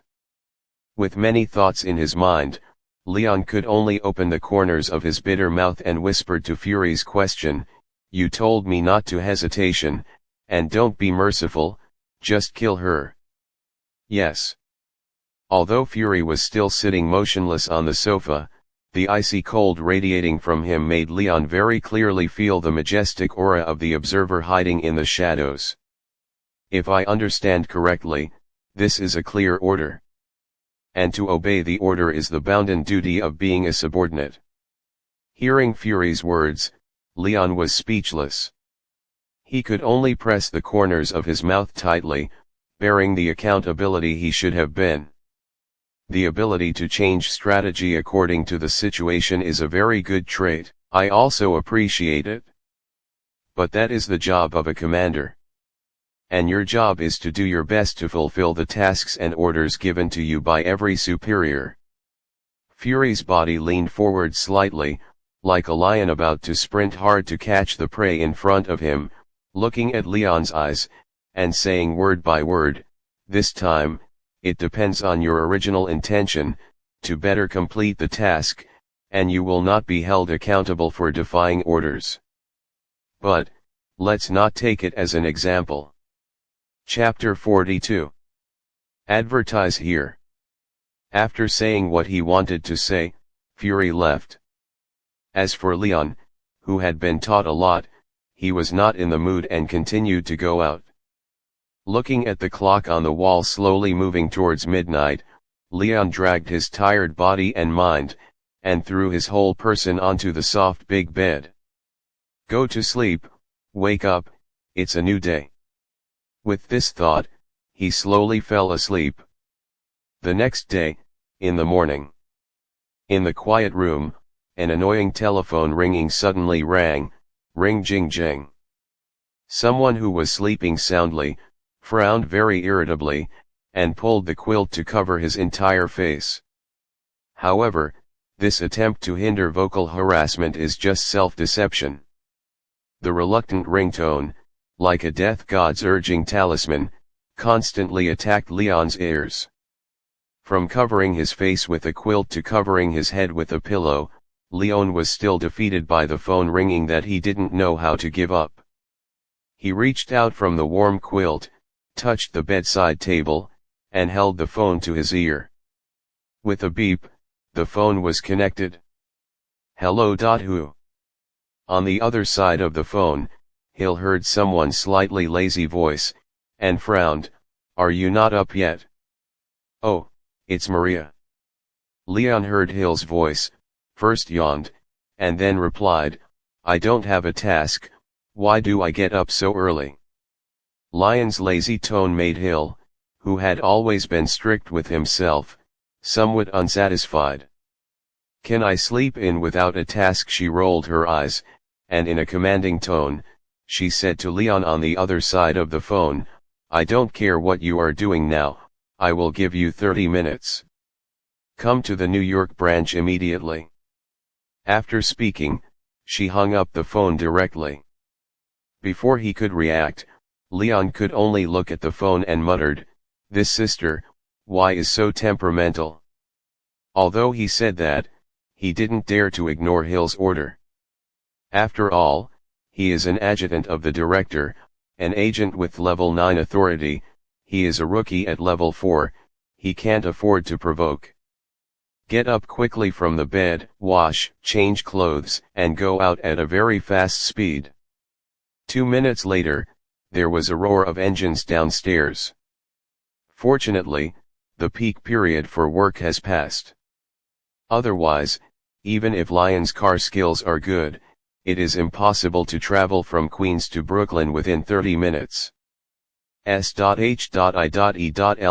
has branches all over the world, especially in the United States, in addition to the largest headquarters Trident, and the two major headquarters of the transfer station hub. The New York branch is the most important. Because of this, Fury put his other confidant, Victoria Hand, in such a critical position. Definitely, with Lyon's current status and level, even if I visit the New York branch from time to time, I still have no chance to meet this capable female minister. Arrived at the New York branch in the southern part of Brooklyn, past the security system in Lyon, and soon in the lobby, saw Maria Hill, who was waiting for a long time. "Hey!" Just as Leon wanted to make a move with her, roar was thrown into his face when he said, "Follow me." Seeing Hill, who turned around and walked forward with his long legs, Leon shrugged indifferently and followed. Under Hill's leadership, the two came to an empty office. As soon as he entered the room, before Leon sat down, Hill took out a black-skinned certificate from his trouser pocket and handed it to Leon. "This is. The chief asked me to give this to you." Fury gave it to me. Leon took it with a puzzled look, opened it, and suddenly felt a little inexplicable. The familiar eagle logo, and his ID photo. He raised his head, looked at Hill, and asked, "Isn't this the certificate of the agent? I already have it." "Look at the words carefully." Hearing Hill's reminder, Leon turned his attention to the words on the certificate again. At this moment, seeing him clearly, he couldn't help but startled. Roar said, "Why is it level 6? He rubbed his eyes with the back of his hand, as if he couldn't believe his eyes and everything he saw. The S.H.I.E.L.D. agent certificate he was holding was marked with level 6 on the level column. At this moment, Hill, who was standing by, looked at Leon's face with disbelief. The corners of his mouth were slightly raised, and he whispered, "Congratulations, you have been promoted." Looking at the new agent certificate in his hand, Leon's mind suddenly recalled what happened last night. He instantly understood why Fury would come and knock on himself. This is clearly the standard routine for the boss to slap and then give a sweet jujube in order to motivate his subordinates. However, I have to say that this sweet date is still quite delicious. After all, for Leon, a higher level of authority means that the information he can access is more confidential. It also means that he can have more opportunities to access superheroes such as Iron Man and Captain America. The most important thing for him to survive in this Marvel world is to learn the ability from these people and enhance his combat effectiveness. Fury may not even know that Leon can learn the ability of each other by making friends with others. However, he did a great favor to Leon under the accidental collision. Besides, considering that you have been in the bureau for a long time and haven't got a vacation, in addition, you are injured now. Therefore, the secretary also specially granted you a week of vacation. Hill continued. Let alone how dark Fury's heart is, there are countless secrets. In terms of treating his subordinates alone, he is indeed a leader with clear rewards and punishments.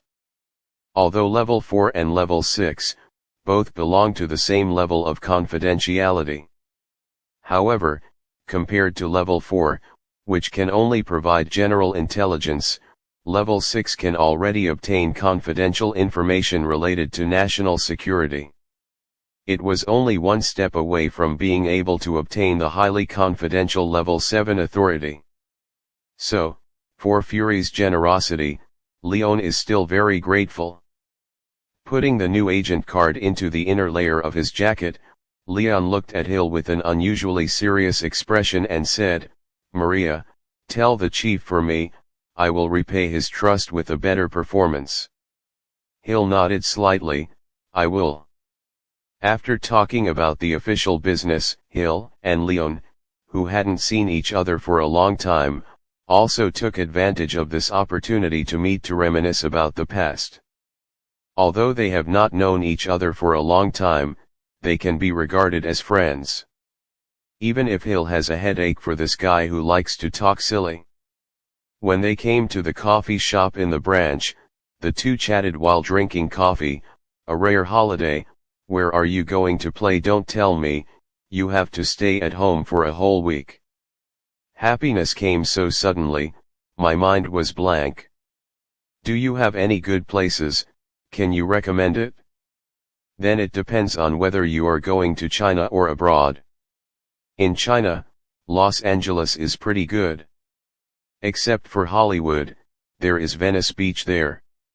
In the evening, the beauty of the setting sun makes people unable to take their eyes away." Foreign. Chapter 43, The City of Angel. Advertise here. As expected of Los Angeles. Standing at the door of the Kodak Theater, watching the crowded streets and tourists from all over the world, posing with various poses and taking pictures with the stars on the ground, Leon couldn't help but smile. If you choose the most worthwhile tourist city list from all the cities in the United States, then there is a city that will always be among the best. That is the City of Angel, Los Angeles. Los Angeles, compared with the fast-paced New York, has more of its own leisure. Synonymous with American cinema Hollywood, Bikini Paradise Venice Beach, celebrity gathering place Beverly Hills. Each and every famous scenic spot makes the city like a bright star in the night sky, guiding countless people to come. Leon also belongs to a large tourist base. He was stunned by Fury's Promotion Plus Holiday 2-piece surprise. On Hill's recommendation, he decided to go to Los Angeles for a leisurely vacation. Marvel's world is different from the world he was originally in, with huge amounts of different, and also has many similarities. Hollywood stars are still those people. Old Tang, Xiao Litzy, Captain Depp, and others are all in this world, fighting for their acting career. Not only that, but many well-known companies still exist. In particular, internet giants such as Apple, Microsoft, and Google are arbitrarily developing and expanding their own forces. It's just that the companies with the highest market value in the world are no longer those familiar names, but dramatic names such as Stark Industries, Osborne Group, and Roxxon Petroleum. When he just crossed over and knew that there are companies like Apple and Facebook in the world, he didn't think too much, and directly used all the inheritance left by his parents to buy stocks. These companies did not exceed his expectations. Within a few years, his assets had doubled dozens of times. It is precisely because of these faintly connected subtleties that Leon can make a fortune. His current bank deposits are not too much, only $4 or $5 million. Compared to the hundreds of billions of chaebol like Stark and Osborne, definitely not worth mentioning. However, this is enough for him to spend extra. After all, the treatment of S.H.I.E.L.D. is still good. Except for the distribution of the wife, basically everything can be packaged. Since coming to Los Angeles for vacation, the first thing Leon did was to change his outfit into a floral shirt and beach pants. Coupled with a pair of flip-flops, Leon is fully integrated into the rhythm of life in Los Angeles. After taking a photo with the stars of his favorite Hollywood star, Little Plum, Leon left the Avenue of Fame. Strolling along Hollywood Boulevard, passing by the palm trees on both sides of the road, Leon's mood becomes relaxed and comfortable. New York and Los Angeles are two very different cities. Although they are both the most prosperous big cities in the United States, only people who have been to the two places can tell how different they are. As a tourist, Leon is very purposeful. On the first day of arriving in Los Angeles, he ran to Beverly Hills, known as the world's most exclusive residential area, trying to have a wonderful encounter with Hollywood stars. However, it is a great pity that he was not as lucky as he was in Russia last time. After walking around in Beverly, he did not meet a familiar star. In the end, you can only go away and return from defeat. The next day, which is today, he is going to two places. One is the Avenue of Stars just now. The other is his next destination, Venice Beach. Imagine how intoxicating it would be if you strolled on the soft beach under the warm sun, listened to the ebb and flow of the sea, and felt the beauty of the setting sun. When he thought of this, the pace under his feet couldn't help speeding up a bit. At this moment, a roadster just passing by, slammed the brakes and stopped in front of Leon. A beautiful blonde woman sitting in the co-pilot turned her head, beckoning to Leon, and greeted Roar enthusiastically, "Hey, handsome guy." Leon didn't react. He looked around for a moment, and found that there was no one else around him. Then I pointed my finger at myself, and asked with some confusion, "Are you calling me?" The car slowly backed up and stopped beside Leon. There were two people in the car. In addition to the blonde girl in the co-pilot, the brown-haired girl in the sports car was also a standard big girl. Especially the broad mind, people can't look away. Judging from the bikinis worn by the two of them, their destination, like themselves, is the beach. The two watched Leon take off his sunglasses, revealing those fascinating blue eyes, both of them gleaming involuntarily. At the moment, in the hearts of the two girls, they both screamed in their hearts, "Sure enough, they are a handsome guy." "Yeah. Handsome guy, where are you going? Do you want us to take you on the way?" the blonde woman sitting in the co-pilot asked with a smile, holding back her inner joy. The enthusiasm of the European and American girls is direct, and Leon has long been used to it. He did not refuse the kindness of the two girls, smiled, and said, "I am going to Venice Beach, how about you?" "So are we." The brown-haired beauty sitting in the driver's seat also answered first. Facing the enthusiastic gazes of the two girls, Leon was also more respectful than his fate. "Then thank you." Pulling the car door, he sat in the back seat. With the engine boom, the car moved again. As soon as I sat down, the blonde girl, who didn't need to drive, spoke to Leon, "By the way, we haven't introduced ourselves yet. My name is Nicole, and this is my friend, Daisy. We all traveled from England. And you?" Leon squinted his eyes while feeling the wind blowing, and replied, "Oh, hello. My name is Leon, and I am also here to travel." "What a coincidence. How long are you going to stay here?" At the moment, the brown-haired and big-breasted girl driving the car, also unwilling to lag behind, asked aloud. "Oh, I should stay here for a few days." "That's great, we can come out and play together." On the way to Venice Beach, Leon and the two sisters had a good chat. From the exchange of two British beauties, he obtained a lot of information. The two professions are college students. Nicole, the blonde girl, just broke up with her boyfriend.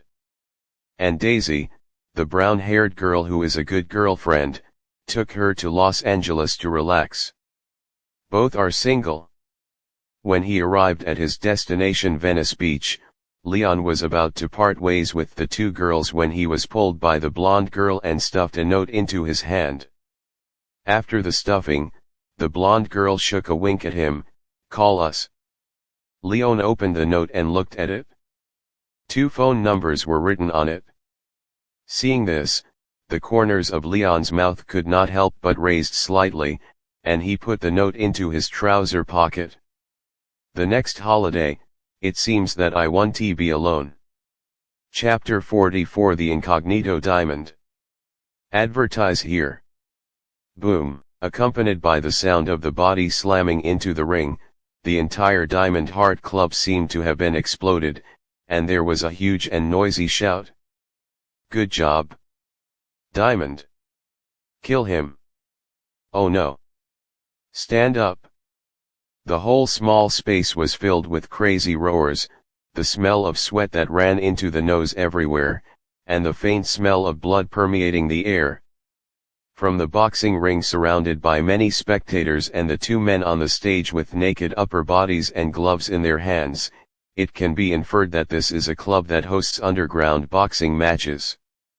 At the moment, the matchup on the ring seems to have been divided. On the boxing ring illuminated by the spotlight, a white man lay there with blood on his face. If it were not for the body that was still trembling slightly, it reminded everyone that he was still angry. Perhaps, at this time, the medical staff who had been preparing for a long time had already rushed into the ring. However, this is also a matter of time. 10, 9, 8. With the countdown of the black referee, everyone's mood gradually rose to the highest peak. After counting the last number 1, the black referee folded his hands and directly announced, "The game is over." At the same time, there was a deafening shout and joy roar again throughout the club. "Oh oh oh!" Unlike the madness in the audience, the winner, who is still standing on the ring, the tall, muscular black boxer, is exceptionally calm. He didn't wait for the referee to take his hand and declare that the victory belonged to him, so he turned around, pulled the rope away, and walked off the ring. The quiet back and the noise of the audience formed a sharp contrast. At this moment, a fat middle-aged man wearing a sequined suit and slammed into the boxing ring, holding a microphone. I saw him flushing and the fat on his face, accompanied by a passionate tone, shaking up and down, "Audience friends, what a beautiful night! Tonight's boxing match, as you can see, has already been decided. The victor is still the invincible Diamond for us." With a big wave, the lighting engineer at the scene also sensibly cast a spotlight on the black boxer who was walking towards the lounge. Under the illumination of the light, the explosive muscles on the black boxers made the roar of joy on the scene to a higher level. Even many viewers shouted his name in unison, "Diamond! Diamond! Diamond!" However, the enthusiasm of the fans did not stop the footsteps of the black boxers. In this way, he walked into the lounge amidst bursts of support. The fat man on the stage was also very timely to relieve the black boxer. "Well, our fighters still don't like to talk. However, you must have seen the way he talks with his fists." Following the provocation of the fat man, the audience once again responded enthusiastically, "Oh oh oh." Then, next, let us continue to the next wonderful duel. Ignoring how lively there was on the boxing ring, the black boxer who returned to the lounge took off his gloves, threw it away, and sat down on a chair. Immediately afterwards, he began to slowly untie the bandage on his fist. After removing all the restraints on his hands, he got up and walked to the bathroom beside him. When passing by the mirror in the bathroom, he couldn't help but pause. I saw him quietly looking at himself in the mirror, his eyes blank. In the mirror, there is a man with huge pain and past hidden deep in his heart. However, It is very interesting that this man who has just won a fierce underground boxing match has no scars on his face and body. Generally, in this case, there are only two possibilities. One is that his evasion technique is very good, and he will hit opponents without injury. The other is that his strength is too strong, he hasn't waited for the opponent to attack, just beat the opponent in twos or twos. These two possibilities, no matter which one, can't help but be in awe. This may be why the audience on the scene roar yelled his name so madly. Looking at himself in the mirror, the memories in the black boxer's mind flashed back like a projector. His name is Luke Cage, and he is a boxer who specializes in fighting underground black punches for a living. 3 months ago, in the Diamond Heart Club, he played his first off-field boxing match and started his black boxing career. In just 3 months, a total of 15 games have been played. The record is 15 wins and 0 losses. Moreover, in every game, the opponent was beaten to the ground without injury. Because no matter how many times the opponent hits him, he didn't leave a trace of scars, so he gradually got the name Diamond. And as his fame gradually increased, the owner of the club, that is, the fat guy on the stage, Adam, saw the huge business opportunities in it. Adam signed a contract with him, arranged a place for him and gave him 30% of his ticket income, making him the treasurer of the Diamond Heart Boxing Club. In return, Luke Cage fights a boxing match at Diamond Heart every week. For this condition, Luke Cage, who had just experienced the pain of losing his wife and was still immersed in grief, did not refuse, but signed his name on the contract. Some people use alcohol to numb themselves. And he chose to temporarily forget all the unpleasantness in the fierce fight from fist to flesh. Perhaps, deep down, he is not a person as powerful as his body. Sometimes, he also needs something to make him forget the fact that the person he loves the most has already left him. Clang. At this moment, a few knocks on the door made Luke Cage, who was still standing in front of the mirror, instantly refreshed. He shook his head, flung the messy thoughts in his mind aside, and looked towards the door. I saw a young black guy standing at the door and saying to him, "Hey, man, Adam asked me to call you over." Hearing this, Luke Cage frowned slightly, holding a low voice, and asked, "What's the matter?"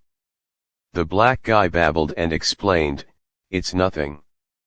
That is, a rich guy came to the club with 2 girls, opened a few bottles of wine, saw your prestige on the stage, and wanted to have a drink with you.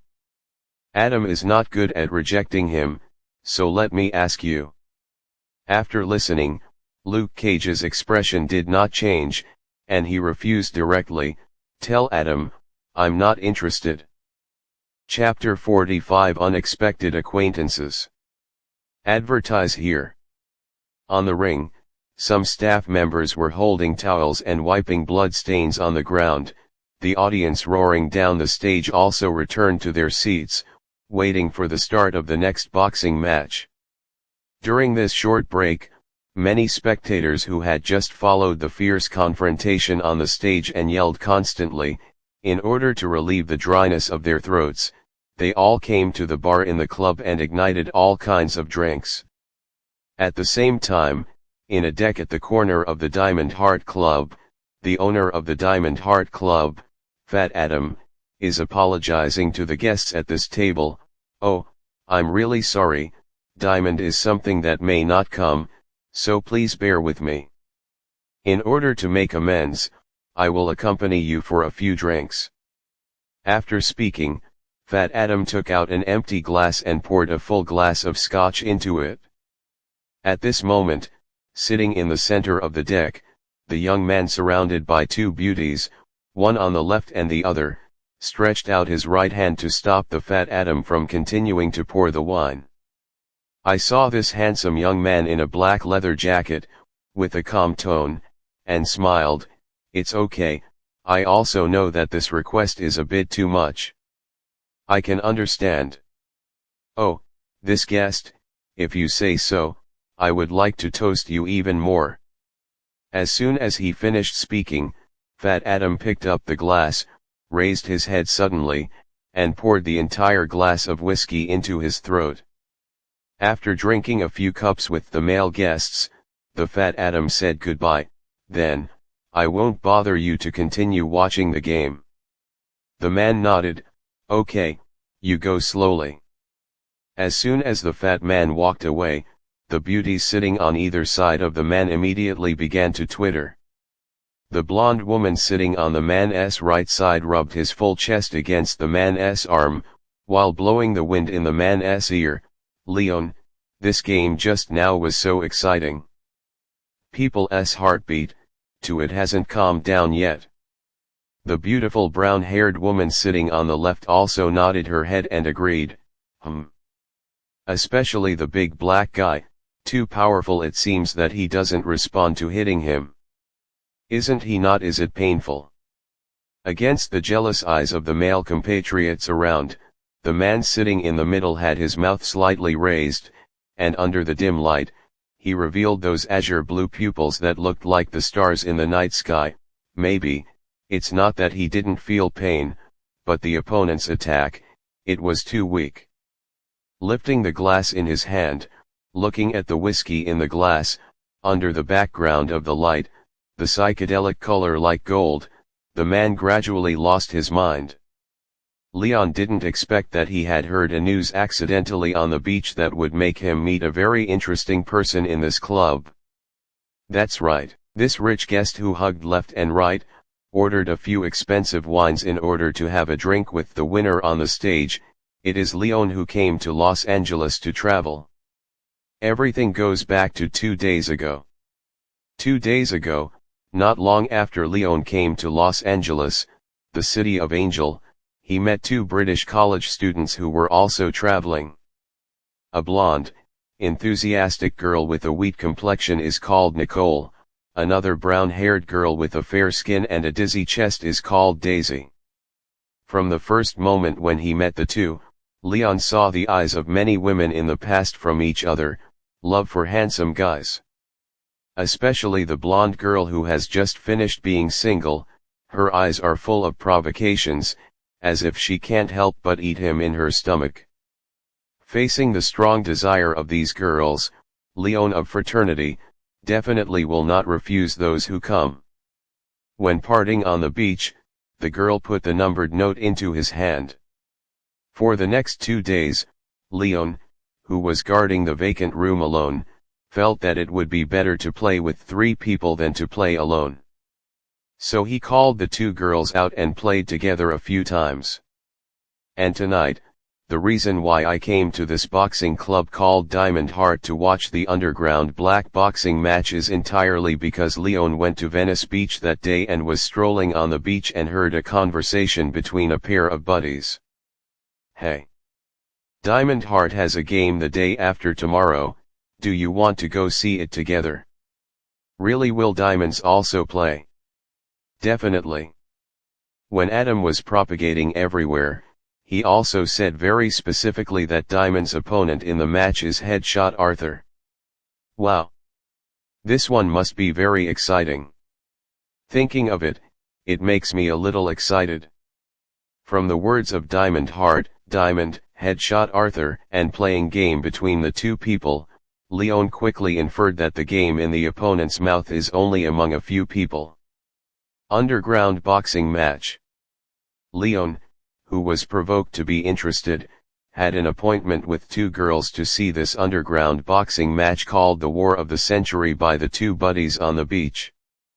As a result, instead of letting him down, it was rather unexpected. He unexpectedly found a familiar person in the ring, the big black man called Diamond. After being beaten, the black boxer with no scars, just like an okay person, could not help but overlap with a superhero image in his memory. In order to verify the guess in his heart, Leon also tried to get the boss to call the Black Buddy, who has a very dirty nickname, to come over and have a drink. But he didn't expect that they would categorically reject his invitation. However, Leon was not discouraged. Since the other party refuses to come over, then he will go over. At this moment, from the corner of his eye, he saw a burly figure and walked out the back door. Without thinking too much, Leon put the wine glass in his hand on the table and got up suddenly. Seeing Leon who suddenly got up, the two girls were a little baffled. Leon, where are you going? Leon had an apologetic look on his face. I'm sorry, I suddenly remembered that I still have something to deal with. I have already paid the bill, you continue to play, you don't have to wait for me. As soon as the voice fell, Leon stepped on his long legs and hurriedly chased after the back door. In the deck, only two beauties who looked at each other were left. Fleeing from the crowded boxing club, through the back door, came to the alley behind the club. Leon was not far ahead, and saw his goal, a burly man in a hoodie and a hood. Seeing that the other party was about to cross the zebra crossing to the other side of the road, Leon quickly accelerated his pace. In this way, Leon gave full play to his tracking skills and kept hanging behind the opponent. One after another, the two walked into a dark alley with no people and no surveillance cameras.